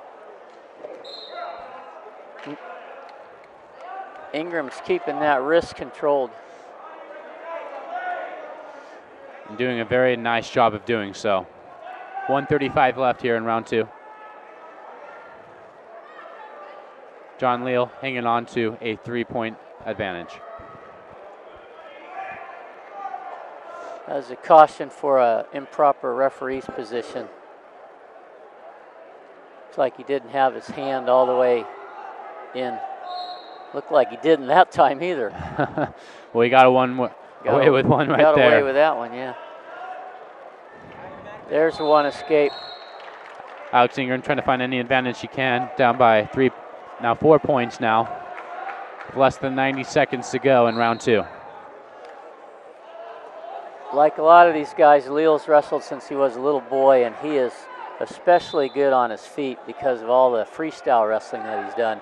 And he's wrestled at the national level all the way through the age group stuff. He's an excellent young wrestler. Very impressive.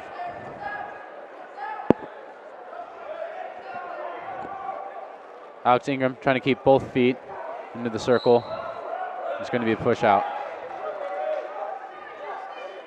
58 seconds to go here in round 2.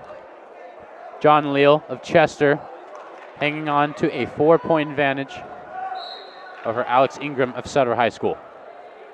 In this, the 152 Northern Section Master Championship. Leal, once again, establishing Ingram dominance. just keeps backing up. He got called for stalling there. You got to circle. You can't just back straight off the mat. And it looks like John Leal is owning that circle right now. Yeah. 40 seconds left here in round 2. He usually hits a high crotch from this.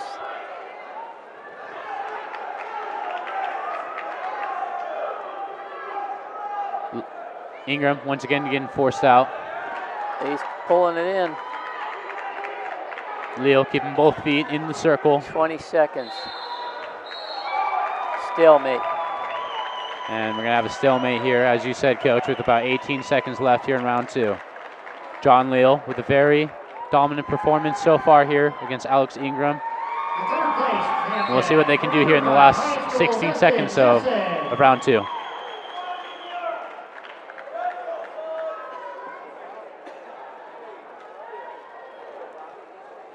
Leal holding on to that inside position as he has had for most of the match.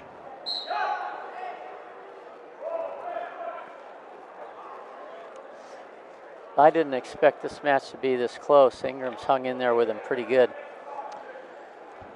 Ingram chose top. He must think he can work him from the top. Looks like Leal's injured. Hope that he gets that injury attended to quickly here, especially with a 4-point advantage heading into this final round. It looks like he's going to be okay. Yeah. That was probably more of a little rest break than an injury, I think. We can't blame them for how hard they're competing out there. The new rule now is you take a timeout for an injury. First one's free, second one costs you a point. I wish they'd had that rule when I was coaching. And we are underway here in round 3. The 152 championship out between John Leal. That looked like locked hands, but the ref didn't see it. Alex Ingram getting away with that one once again. If top man locks his hands and it's not a pinning combination, that's a 1-point penalty. 147 left here in round 3. John Leal of Chester with a 4-point advantage over Alex Ingram of Sutter.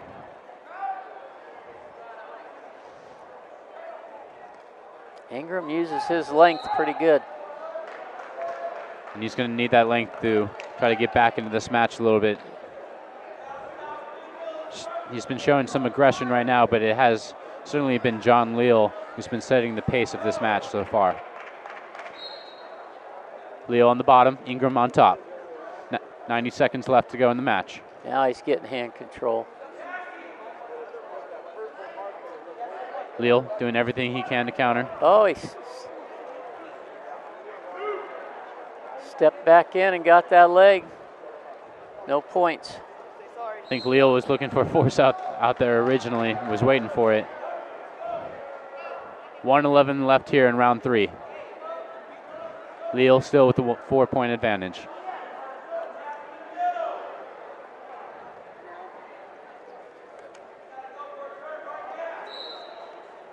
Ingram had some good grip on the last time that he was on top.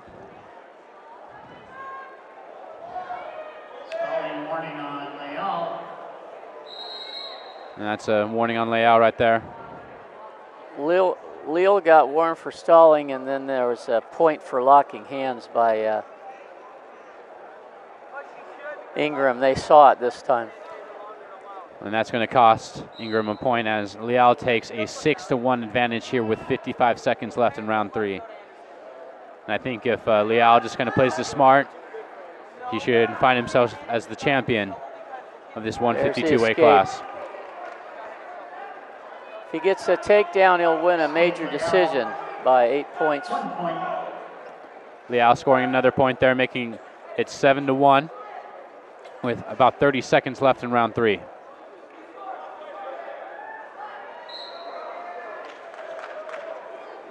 And we're going to have another force out here.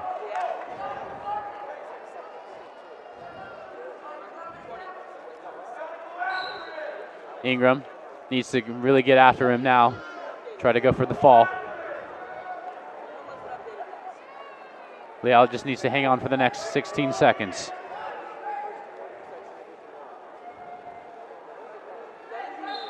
Ten seconds now as we have another force out. And we'll see. And we'll definitely just see if Leal can just kind of stay away from Ingram here. So Leal and Wyckoff will be 2-time section champions as sophomores. That's pretty impressive. And looks like a pretty bright future for both of those programs. And that'll do it. John Leal of Chester High School is your 152 Northern Section Northern Section Masters champion. Congratulations to him and this Chester program. And as you mentioned, as a sophomore, it looks like he's got quite a few more championship bouts left in him. Yep.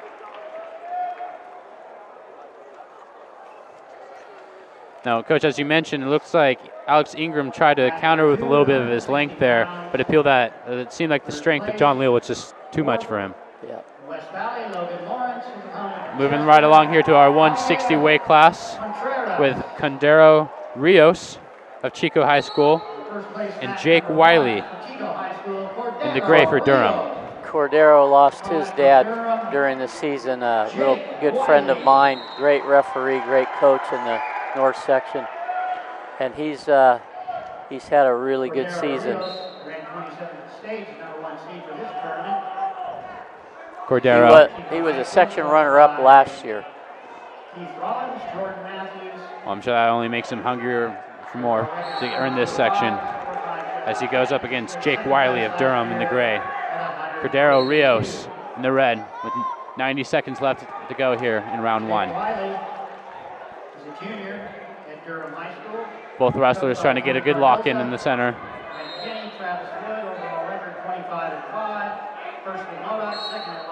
Rios shaking him off. And both wrestlers will meet back in the middle. Wiley is, like most of Durham wrestlers, just solid. He's not spectacular, but he's hard to score on and just steady.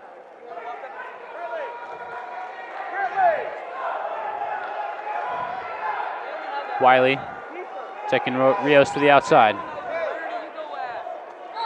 And it's going to be a force out. 52 seconds left to go here.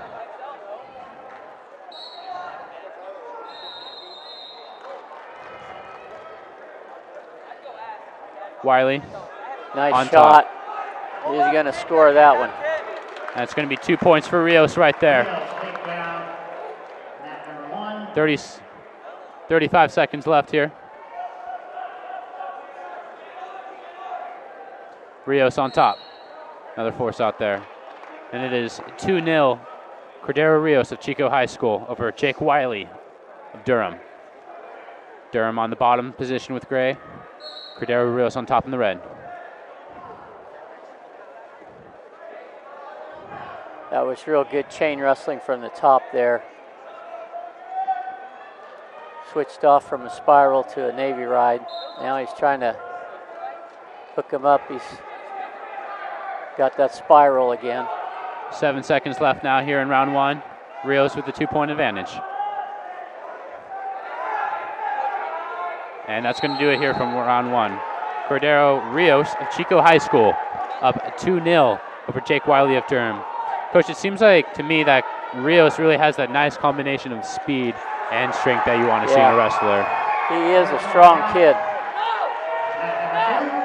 And it looks like Rios will be taking the bottom position here to start round 2. Jake Wiley on top. Wiley trying to get a good lock on the inside. Rios countering nicely with his legs. Wiley still adamant about getting that inside position with his hands.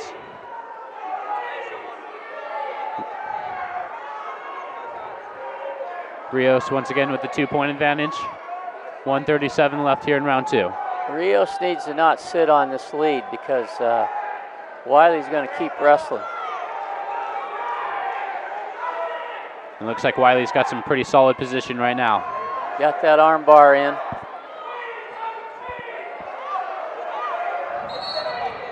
Yeah, they broke it. It's potentially dangerous.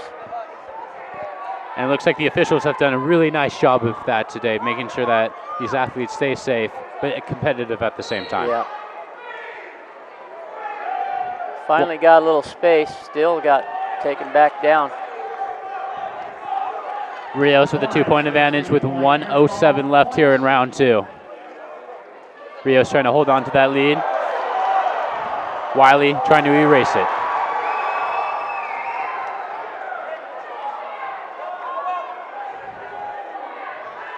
Wiley trying to get a good grip on the inside. Rios was a good little turn there. Keeps his feet inbound nicely. Oh, he gave. And scores a point. Yep. Very nicely done there by Rios. And that gives him a 3-point advantage here with 40 seconds left in round 2.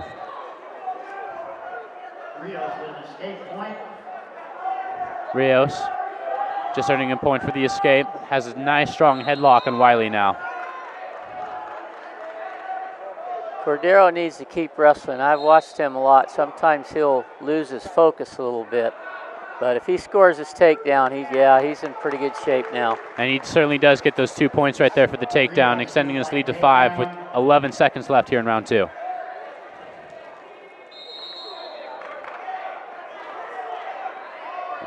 Looks like he might score some more points here at the last second.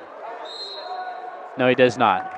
But he does extend his lead 5-0 over Jake Wiley of Durham as we head into the 3rd round here. As you mentioned, Rios looks like he lost a little bit of focus there, but jumped right back on top. Yeah, he's in good shape here. Final round here of the 160 weight class of the Northern Section Masters on PlayOnSports.com. Cordero Rios with a 5-point advantage over Jake Wiley of Durham High School. Rios, nice driving move there. Really looking to set the pace here. Wiley putting in a good effort here. Oh, Rios has him just about ready to turn him here. Rios looking to extend this lead here. 1:15 left in round 3. Championship match. Rios got a good lock on that arm. Wiley shakes it off.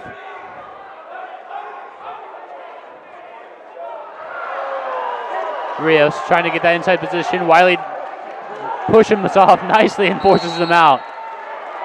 Very nice counter move there by Wiley, who is not ready yet to call this a match. Cordero Rios on top for Chico High School in the red. He's pretty well in control. Chico kids, they're not going to lose one when they're ahead 5-0 with 45 seconds to go.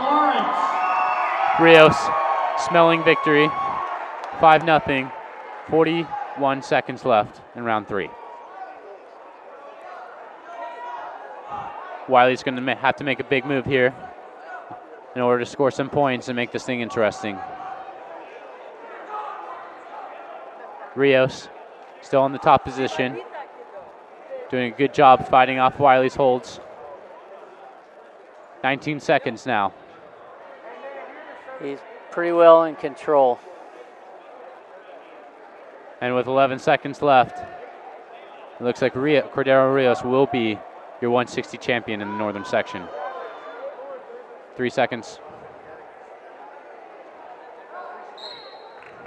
And that's going to be all she wrote there for the 160 Northern Section championship, and it will go to Cordero Rios of Chico High School. From Chico, Cordero Rios. And that looks like a pretty typical performance with him, considering that he's gone through the tournament. Major decision 14-0, fall after 28 seconds, major decision after 13-0. Yeah, looks like he didn't have many points scored on him. Now, do you think that if he does go on to state, do you think that lack of focus that you kind of mentioned earlier in the match, do you think that could come back and get him at some point? Yeah, you better wrestle 360 seconds at the state meet. Righto. And moving right along here to our 170 bout between Tucker Gulliford and Mitchell McClough. First place match, Red Bluff, Tucker Gulliford. His opponent from Orland, Mitchell McClough. Excuse me, that would be Mitchell McClough. Mitchell McClough of Orland High School Mitchell McClough will be taking on Tucker Gulliford, another making the transition from the football field onto the wrestling mat here. Gonna be hard for me not to be biased on this one. Tucker's the son of one of my best wrestlers. Well, we'll see if he can sneak out a win here. Neither of these guys were expected to be here. McClough was the, let me look here, the number 6 seed, and Gulliford was unseeded.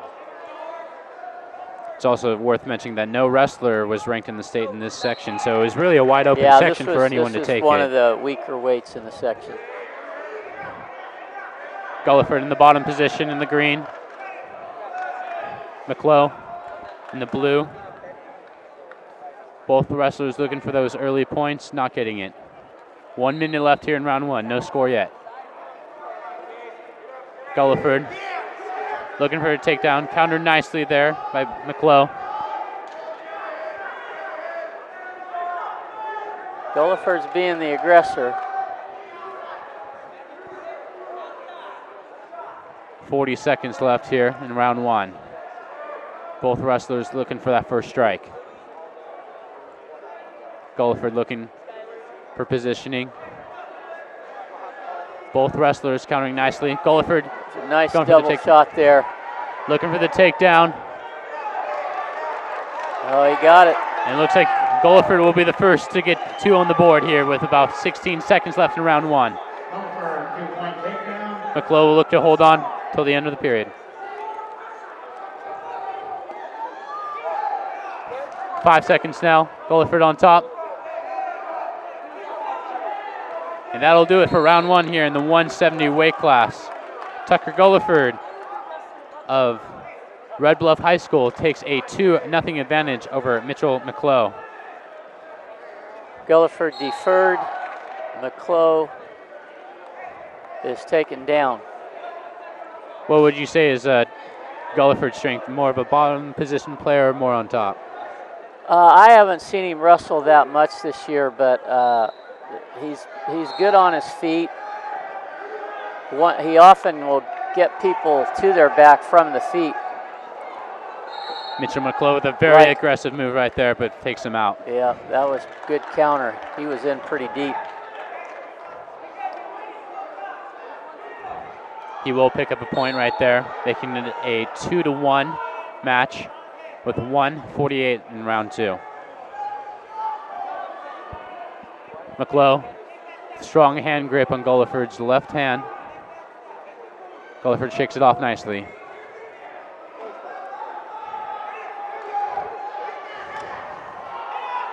Gulliford looks like he's got a good grip. Countered nicely once again by McClough. He's close to scoring that now. He's got it. Takedown. And it looks like Gulliford will extend his lead 4-1 here in round two with 1:13 left. McClough down by 3, but is putting up a very vicious match so far.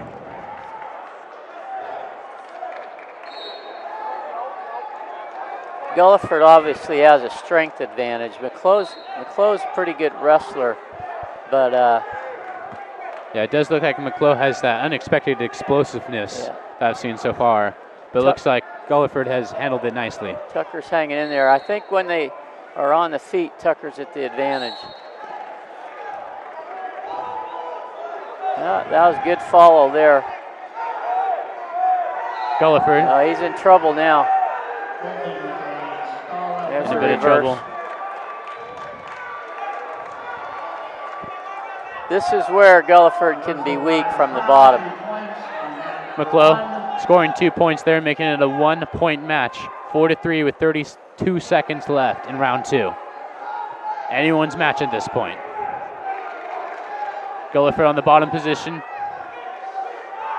McClough bearing down hard on the top.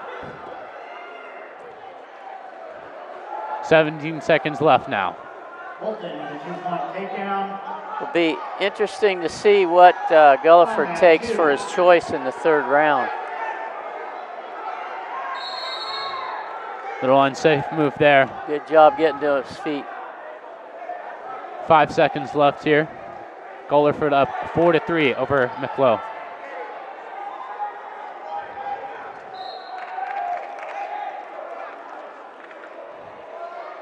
And with McClough scoring some points there in round 2, it's going to make for a very interesting round 3. Yeah, it's going to be down to the wire, it looks like. Although Gulliford can pin a guy at any time. Yeah, it really looks like it's going to come down to Gulliford's strength versus McClough's explosiveness. Who can anticipate who's and counter he it. took takedowns. That's what I thought he might do. Orland wrestler's very good on top, so I think this was a good choice. And he scored 2 takedowns in the match already, so Tucker he's in on another one. Uh-oh. Tucker Gulliford in the green on the bottom for Red Bluff. Mitchell McClough in the blue, down by 1 for Durham. Excuse me, Orland.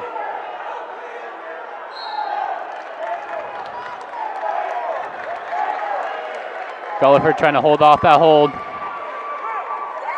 Has a nice little drop right there and scores critical 2 points there. Taking a 6-3 advantage with 1:12 left in round 3. Very nice counter there by Gulliford to score 2 points. McClough, though, as we mentioned, very explosive. Gets back on his feet, and Gulliford's going to drive him out. 52 seconds remaining here in round 3 of this championship match. Tucker Gulliford with a 3-point advantage with 52 seconds left. I'll tell you, this doesn't happen very often in North Section Wrestling when an unseeded wrestler wins the championship. This would really be something. Well, I'm sure a lot of those wrestlers come in with chips on their shoulders looking for something to prove. And that's exactly what Tucker Gulliford's looking to do right now. That's a surprising call there. They warned him for stalling.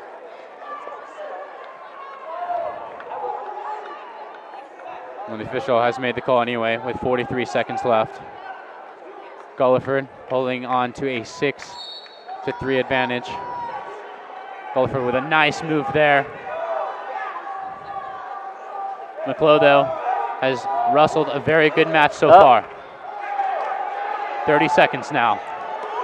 1 point for McClough. Scoring a point. No, we got an escape, but 1 point or 1 foot was out on the takedown, so he didn't get the takedown. So it's 6-4. Almost scoring another 2 points on top of that, which would have made this match very interesting. So now that it is a 6-4 with 27 seconds left, and things are certainly heating up here.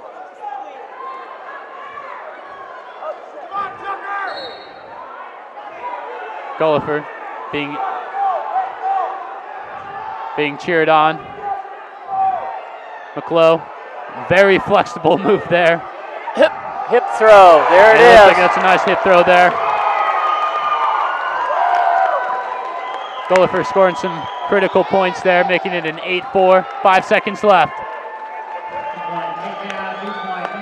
And with that nice move there, Tucker Gulliford will hold on fending off Mitchell McClough for the 170 Northern Section Masters Championship. And his dad was a section champ, and now he's a section champ. what can you say, Coach? I guess it runs in the family. Yep. Congratulations to Tucker Gulliford and Red Bluff High School with pretty exciting finish there. You know, it looks like Gulliford was in the lead for most of the time, but McClough really showed that he really deserved to be in that championship match. Good match. And moving right along here in our coverage, brought to you by PlayOnSports.com, we now have Sam Miller of Chico High School versus Dylan Hill of Orland High School.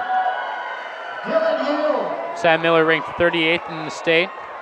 Dylan Hill ranked 25th. I think these two are 1-1 with each other, so this should be a good match. I'm sure no love lost between these two.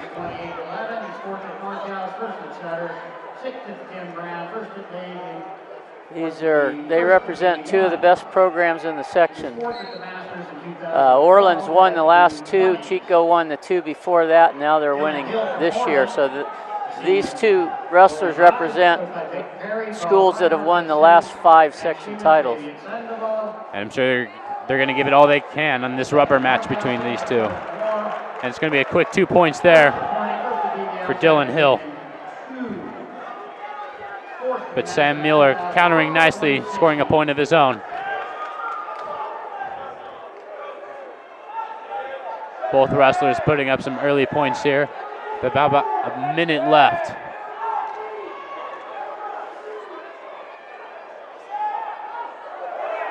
Well, Very nice move there. Mistake.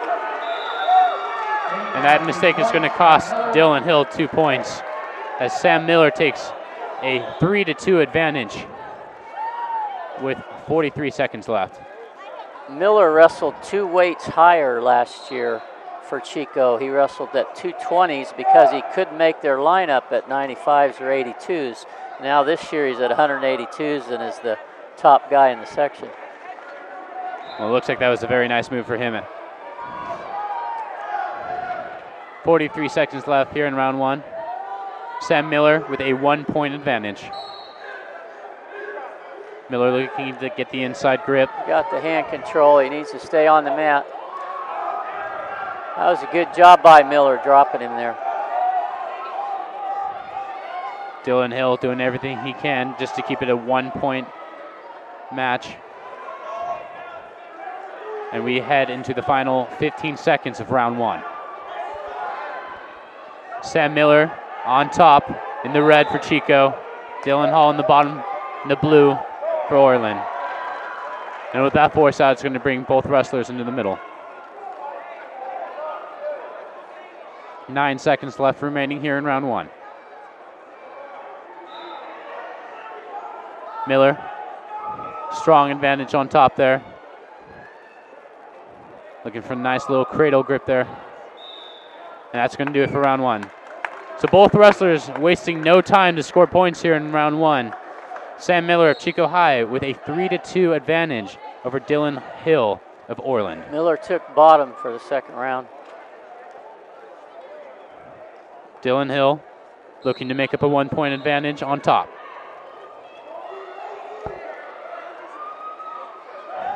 Hill looking to use those powerful legs. Miller looking to use those powerful arms to counter.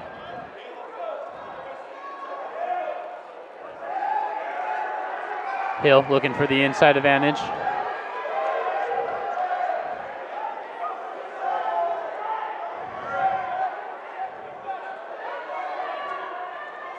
Hill's pretty tough on top. I'm not sure that Miller should have taken the feet. Hill can do a lot of damage here. Well, Sam Miller's trying to tilt him. And Sam Miller's looking to limit that, trying to preserve a 1-point advantage here.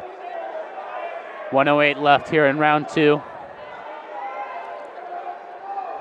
In the showdown between two great wrestling powerhouses in the North State. Hill looking to try to get a leg around. Miller swings got around the and gets to his escape. feet and got the escape, scoring another point, making a 2-4 advantage for Sam Miller of Chico. Miller looking to get a secure headlock. Hill breaks it. Both wrestlers engage again. Miller goes for the feet, and it's going to be a push out there. 25 seconds remaining here in round 2 of our championship of the 182 weight class. Miller on top in the red for Chico High. Hill on the bottom in the blue for Orland. And it looks like there's going to be a little bit of a stall right there. Stalemate. 13 seconds remaining in round 2. Nice shot. Can't follow it up. Hill with the strong grip there. Looking to score some points here in the last seconds, and it's not going to happen. So Sam Miller, after 2 rounds, has a 4-2 advantage over Dylan Hill heading into round 3. And Coach, what does Sam Miller need to do here in order to keep his advantage? Well, I don't think he's going to button Hill down. I think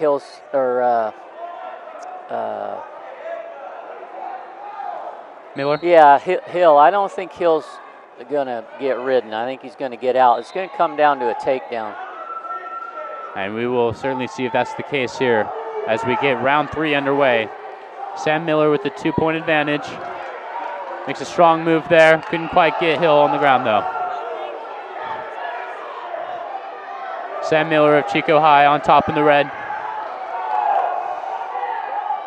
Dylan Hill looking to make up 2 points here.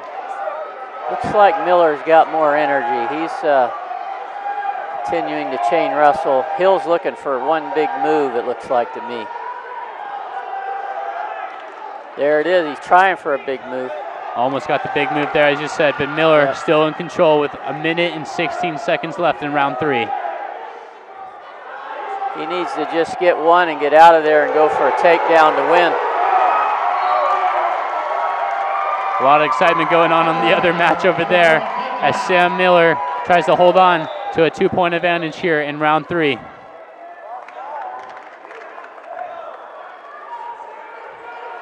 Sam Miller, Dylan Hill being told by his coaching staff to pick up the pace, pick up the intensity, dig down deep to try to make up those 2 points. It looks like there's going to be a discussion here between the Chico coaching staff and some of the officiating. And it looks like the officials are going to talk it over as well. Winner on that number 2. Chase Gilby from Sutter. You know, this little break in the action here might favor Dylan Hill. As you said, he looks like he's the one with a little less energy. I think you're right. This could be a big chance for him to kind of catch his wind and try to throw a nice move on Sam Miller. We'll see if he can do that from the bottom position. Just over a minute left here in round 3. Dylan Hill looking to dig deep, try to make up 2 points. He just got the one. That's what he needed. Now it's going to come down to a takedown. Miller's aggressive. Dylan Hill scoring a critical point there, making it a 1-point advantage for Sam Miller with 40 seconds left.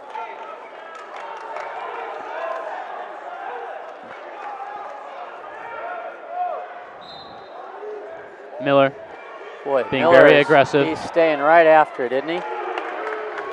Not letting Hill get any advantage He there. got the takedown. And he's going to score 2 huge points there. 2-point takedown. Sam Miller extends his lead 6-3 in round 3 here in the championship bout, and it's going to be very hard for Dylan Hill to make that up here with 31 seconds left.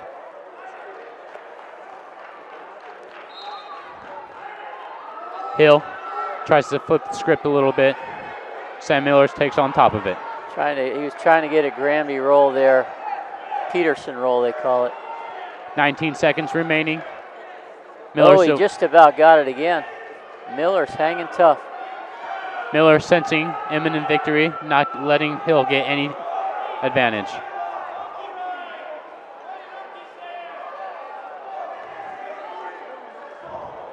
And that'll do it here.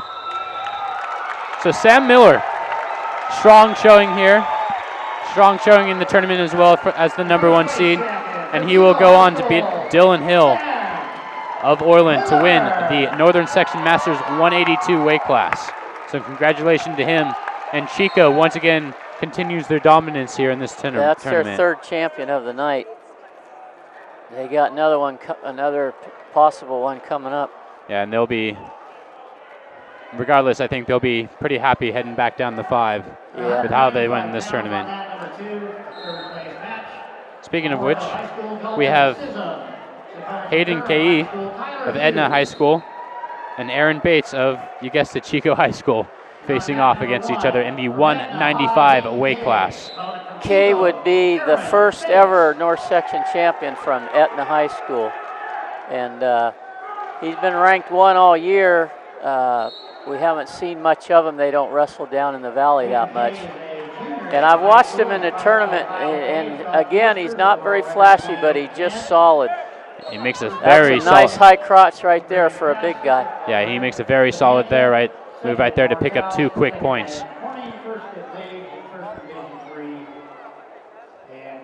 Hayden K taking an early 2-point advantage here with 1:25 left in round 1.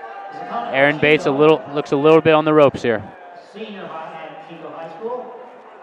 Aaron Bates is coached by Keith Rollins, George Matthews, Larry Johnson, and John. Bates had a surprising win over Thompson from Sutter in the semis.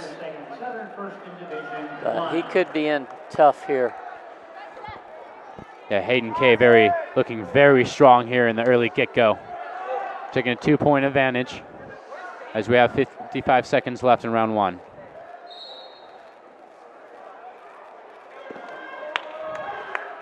Bates also losing his headgear right there. Is that kind of a huge distraction as a wrestler on the mat, and when you lose your gear, not you're really. just so focused? Typically, they'll stop the match to get it back, but it doesn't bother you. It looks like the officials are going to let this one play out with 30 seconds left in round 1. Hayden K of Edna High School, the number 1 seed, holding on to a 2-point advantage over Aaron Bates of Chico High School. He's a junior, so he'll be back next year.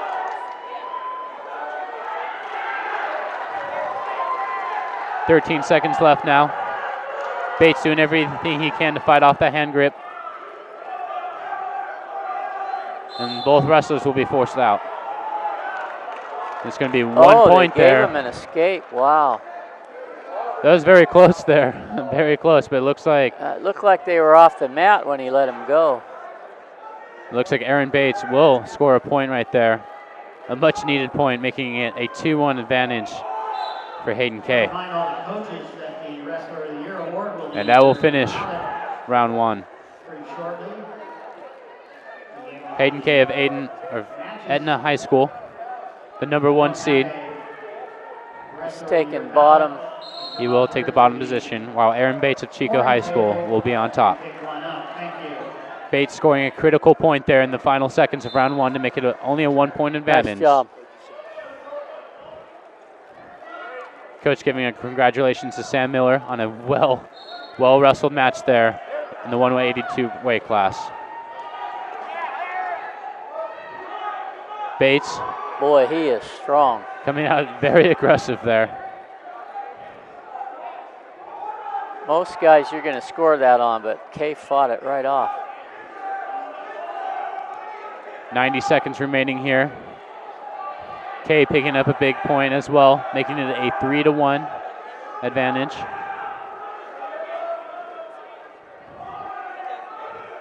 Bates doing a good job fighting off the headlock.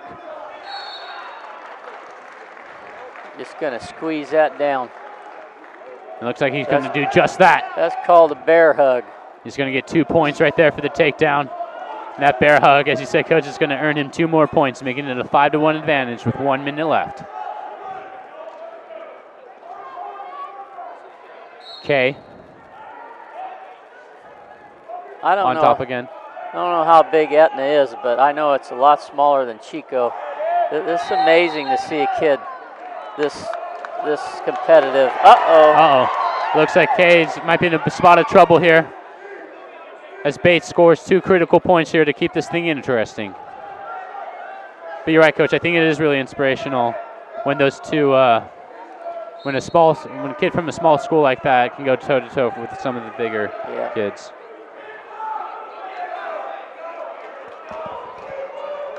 Oh, he's got him now. Our producer Ron just informed me that Etna is only about 200 to 300 kids in the whole school. So very inspirational story right there. Got the pin. Getting a pin right there. And Etna, Hayden Cade, the pride of Etna, getting the critical pin there in the last waning seconds of round 2. First section champion.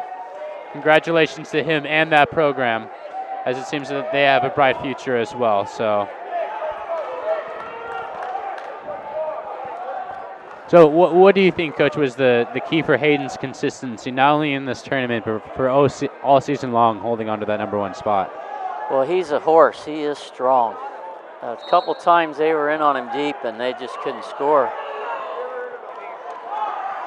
And the marathon here continues here, as we only have 2 weight classes left to go. And it looks like we have Evan Dahlquist of Foothill High School, ranked 7th in the state for the 220 class, and he will be taking on Victor Rygosa, 4th in the state. So 2 top 10 in the state in this final bout here. What are you looking? They're 1-1 with each other, and because Dahlquist won the last time, he was the first seed. Rygosa is a returning section champion at heavyweight last year, and he's been here before. I would give the nod to Rygosa, but the Foothill kid, Dahlquist, has been wrestling well. And as you mentioned, Victor Rygosa has been running rampage through his side of the bracket, winning his first match in the fall in the first minute, another fall at 3:15 mark, and another fall at the 2:14 mark. So yeah, he's been pretty focused, I think. But Evan Dahlquist of Foothill High School, as you mentioned, has also had a very dominant onslaught for the bracket, winning his first match in the fall in 2:30, a 4-0 decision, and a major decision in the semifinals against Cody Young of Pleasant Valley High School. So it'll be very, very fun to see a 2 top 10 in the state going at it. The third place winner at 195 pounds from Durham High School, Tyler Hughes. And as both wrestlers get ready to go here, we just want to remind you that we'll have live coverage of basketball from around the country in March as we hit the section and state championships. March Madness will rain down California and beyond as we bring you action from one end of the country to the other. Join us in March for championship basketball coverage brought to you by your destination for high school sports, playonsports.com. And I'm sure Ron and I are looking very forward to those games at Chico State next week. But more importantly, we got a lot of wrestlings left to go here as we see 2 very capable wrestlers started off here. These are 2 horses right here. They're both ranked in the state, and this should be a great match. As we mentioned, Evan Dahlquist of Foothill High School in the black, ranked 7th in the state. Victor Rygosa of Orland, ranked 4th in the state. Both of these guys know each other very well. Rygosa won the first one 1-0, and the second time Dahlquist caught him and pinned him. So you never know what's going to happen here. Both wrestlers looking for an advantage with a head grip. He was third place in 2012 at the 220 pound Masters last year. And Coach, which would you say you enjoy more, seeing these 2 kind of heavier classes go at it, or do you enjoy watching the smaller guys go at it? Well, I was a little guy, so I like the little guys, but I like to coach the big guys because if you can get them a little skill, they can go a long ways with it. 1 minute left to go here. Each wrestler has yet to score. Both looking very cautious, not looking to give up that advantage anytime soon. And the crowds have been great here for the most part, but it has just filled up hugely in that far corner over there. As that's half a Chico right there. Yeah, both programs are this is a very highly anticipated match. Yeah.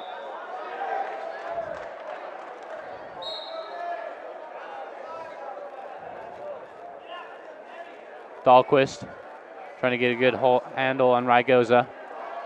Rygoza countering with his own grips. Both wrestlers once again feeling each other out here in the early going. 16 seconds left here in round 1.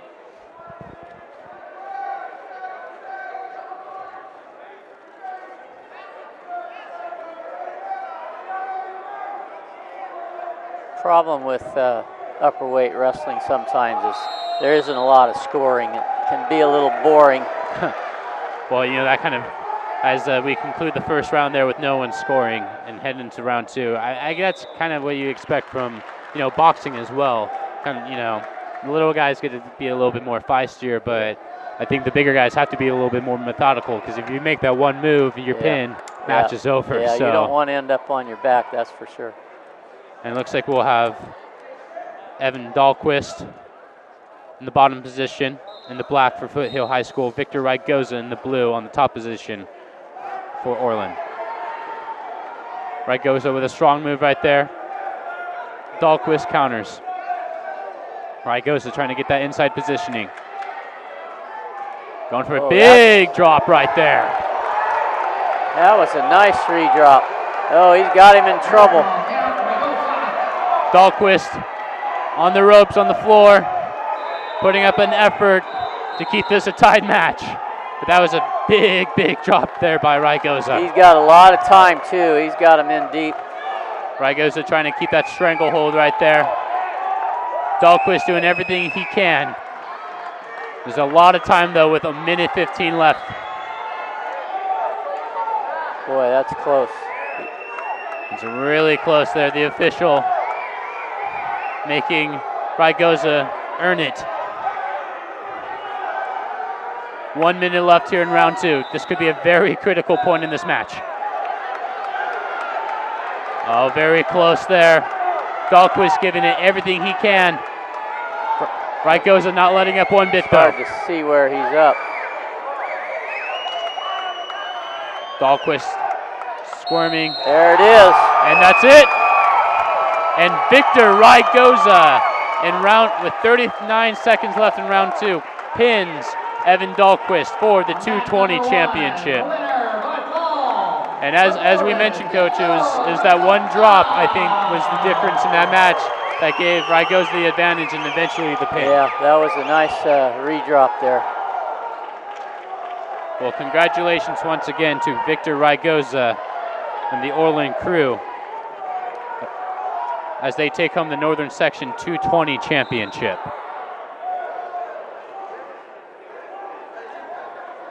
And Coach, is there a chance that either one of them or both of them will be likely heading to state down in Bakersfield?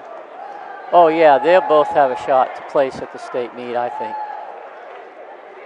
Looks like the Sutter heavyweight forgot to take his shirt off. You want to run up there and tell him? And speaking Tell you what, he is a horse. And speaking of the heavyweights, for the final 285-pound class here, and we have Reed Milani, the D2 champion for Sutter, up against Jacob Candelaria. He was the D3 champ. Oh, so two divisional champions going at it. And Calendrala out of Williams High School. The weight class is 285, and West Valley played Sutter in the championship finals in football, and Milani played football at 310, so he had to lose about 25 to make weight. Candelaria has been improving since he was a freshman. He's been a heavyweight and just getting better and better, and here he is in the section finals for Willows High School. Well, I'm sure we'll see a very similar strategy that we saw in the last weight class. I'm sure both wrestlers will kind of feel each other out in the early get-go, and no one willing to give up that pin advantage. So far, Milani has pretty much put everyone away. That's right. As we look at his tournament, won the first round in the fall at 123, a fall in the 17th second in the quarterfinals, and another fall with 120 in the semifinals. Calendaria won in a fall in 35 seconds. Won a 9-3 decision against against Robbie Brown of West Valley. So it'll be interesting. Obviously, Milani has a huge height advantage here, but we'll see if Candelaria can use his shorter size to his advantage as we get started here in the 285 Northern Section Masters Weight Class Championship.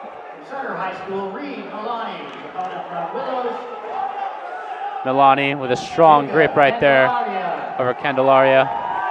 Candelaria just forces them out right there. That's a good move. Third place, Matt number 2, Foothill, Wyatt Landry. Candelaria probably looking to tire the big bear out as best as he can. Try to take the distance. While Milani will be looking for the takedown right away. 120 left here in round 1 in our 285 class championship in the Northern Section. Coverage brought to you once again by PlayOnSports.com. Milani once again with a strong head grip, dictating the pace of the match early. Candelaria doing his best to wiggle out of it.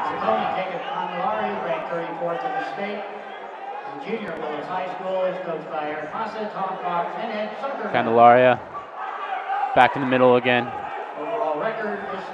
And he's going to force him out again. Almost got the takedown there. Looks like he was about maybe a foot shy of scoring some points there against the big guy. Milani once again working at that head, trying to get that strong head grip in.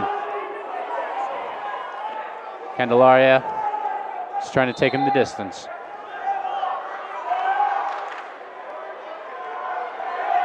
Milani on the edge once again. Trying to keep himself in bounds. Looks like he might be going for a takedown here. And there's going to call for out here. Looks like he's getting a little frustrated, but I'm guessing it's just a matter of time once he gets control of him.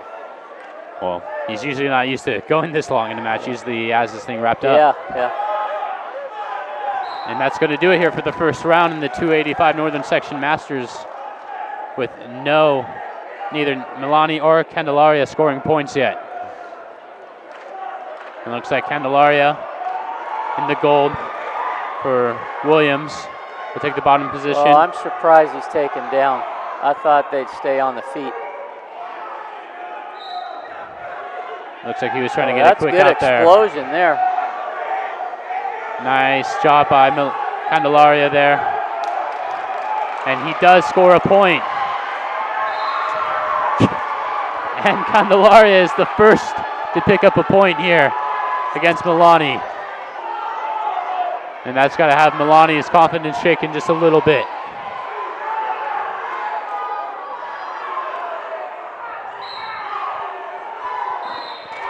Milani with the 1 point advantage. Candelaria with the 1 point advantage over Milani. The winner by fall, the third place from Anderson High School, Daniel. Candelaria and his Willows teammates urging him on. Forces him out once again.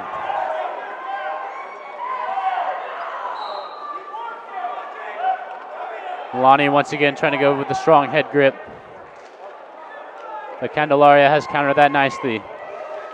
Candelaria is really smart. He's stayed out of trouble and is hanging right in there. And as you mentioned, I think frustrating Milani a little bit. Yeah. It's going to be another force out there. 1 minute, 7 seconds remaining in round 2. Candelaria with a 1 point advantage.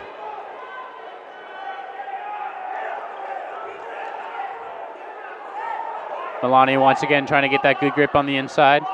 Candelaria having none of it.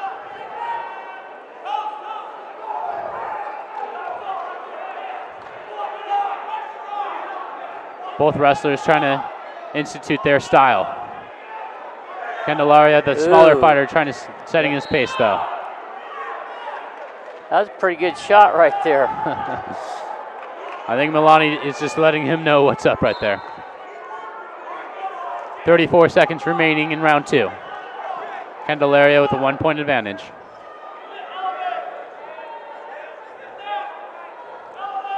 Candelaria in the gold for Willows High School. Reed Milani in the yellow for Sutter High School. Oh, he just about had him there.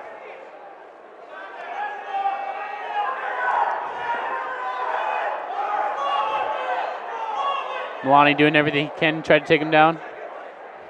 Candelaria is proving his stoutness right now, though. And that's going to do it for round 2, as Candelaria holds on to a slim 1-point lead right there, frustrating the bigger Milani. Milani for round 3 will take the bottom positioning. Candelaria on top. It's got to be very hard for Candelaria to try to get the top position. Candelaria, though, nice drive. The reversal. Candelaria gets 2 more points there, making it a 3-point advantage with 1. Oh, excuse me. Hold on. We have some adjustment here with the scoreboard. It's 2-1 Milani now. Should put you over there, Coach. So it is a 2-1 advantage for Milani, and that is quite the turn of events for Candelaria as they try to figure out the scoreboard over there. I think someone got a little excited to put points on the board. There we go. All right. Now if Candelaria gets away, it's going to come down to a takedown.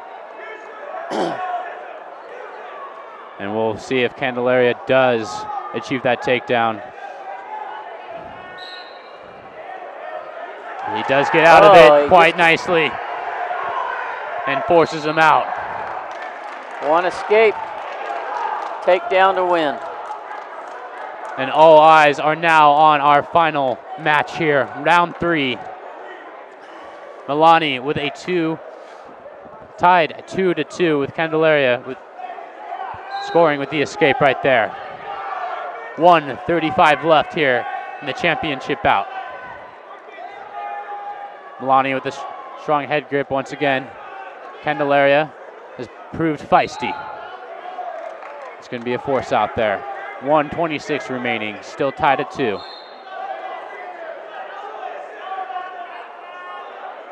Milani trying to overpower the smaller Candelaria. Candelaria counters back. Another force out. 1:11 remaining, still tied in the final round. He's been pushing a lot of weight around for 5 minutes. I think it's starting to wear Candelaria out now. You can certainly see the fatigue on his face. But he's going to have to dig deep here in the last minute and 4 seconds to try to break this tie. Oh, he got him. Milani on top. Candelaria counters it nicely. Milani's carrying the action. I'm surprised they're not warning Candelaria for stalling. As you mentioned, I think Candelaria is just a little gassed from the first 2 rounds, pushing the big bear around like that. 45 seconds remaining, tied at 2. Let's see who can dig down deep and get those final points for the championship.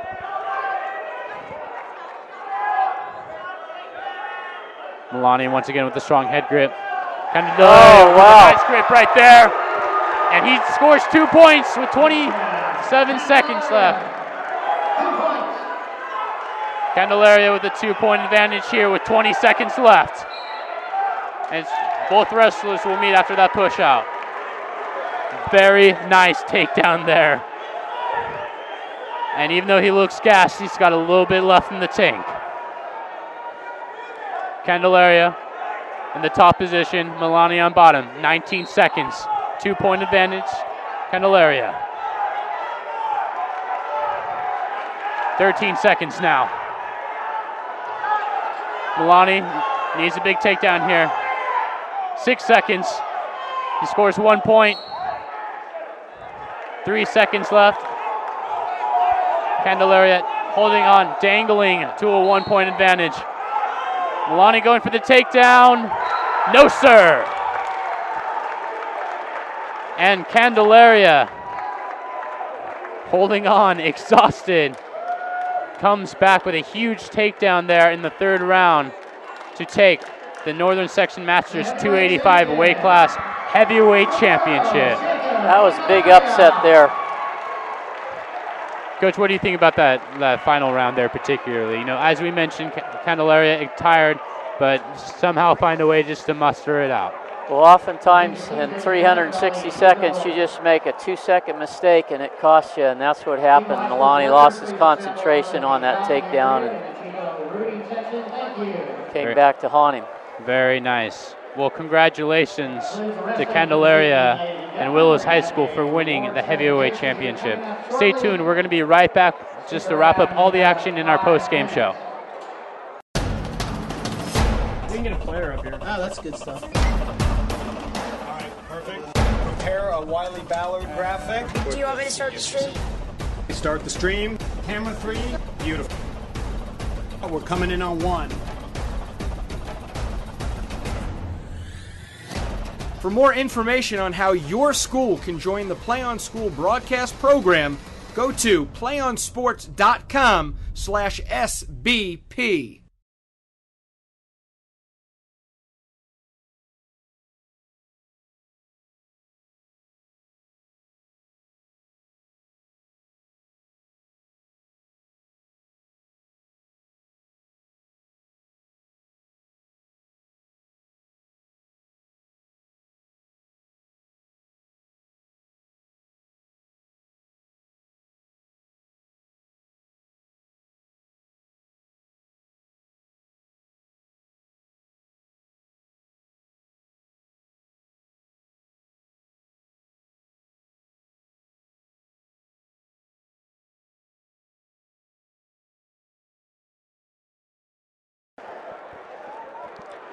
And welcome back to the Northern Section's Men's Wrestling Championship on PlayOnSports.com. Coming to you live from the Jewel of the North State, Redding, California.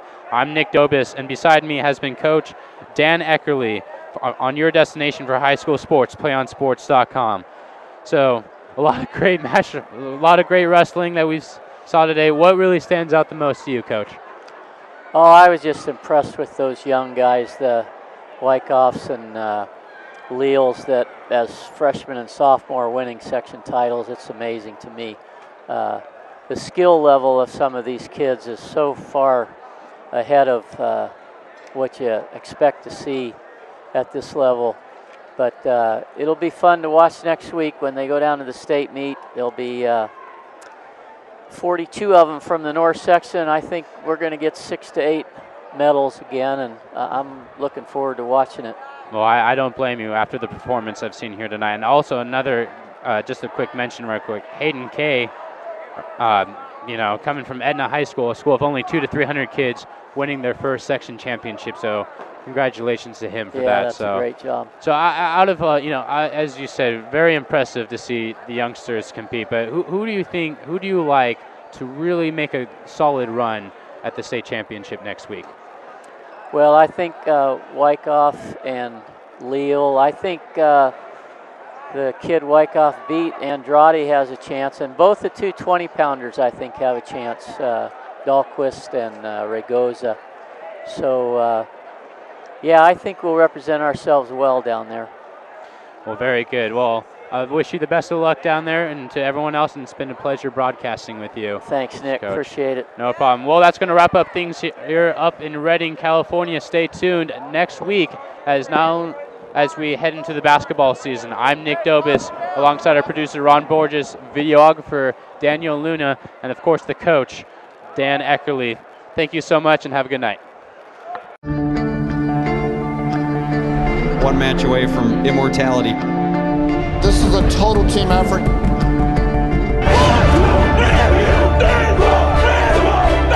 gonna come at you. One shot at this.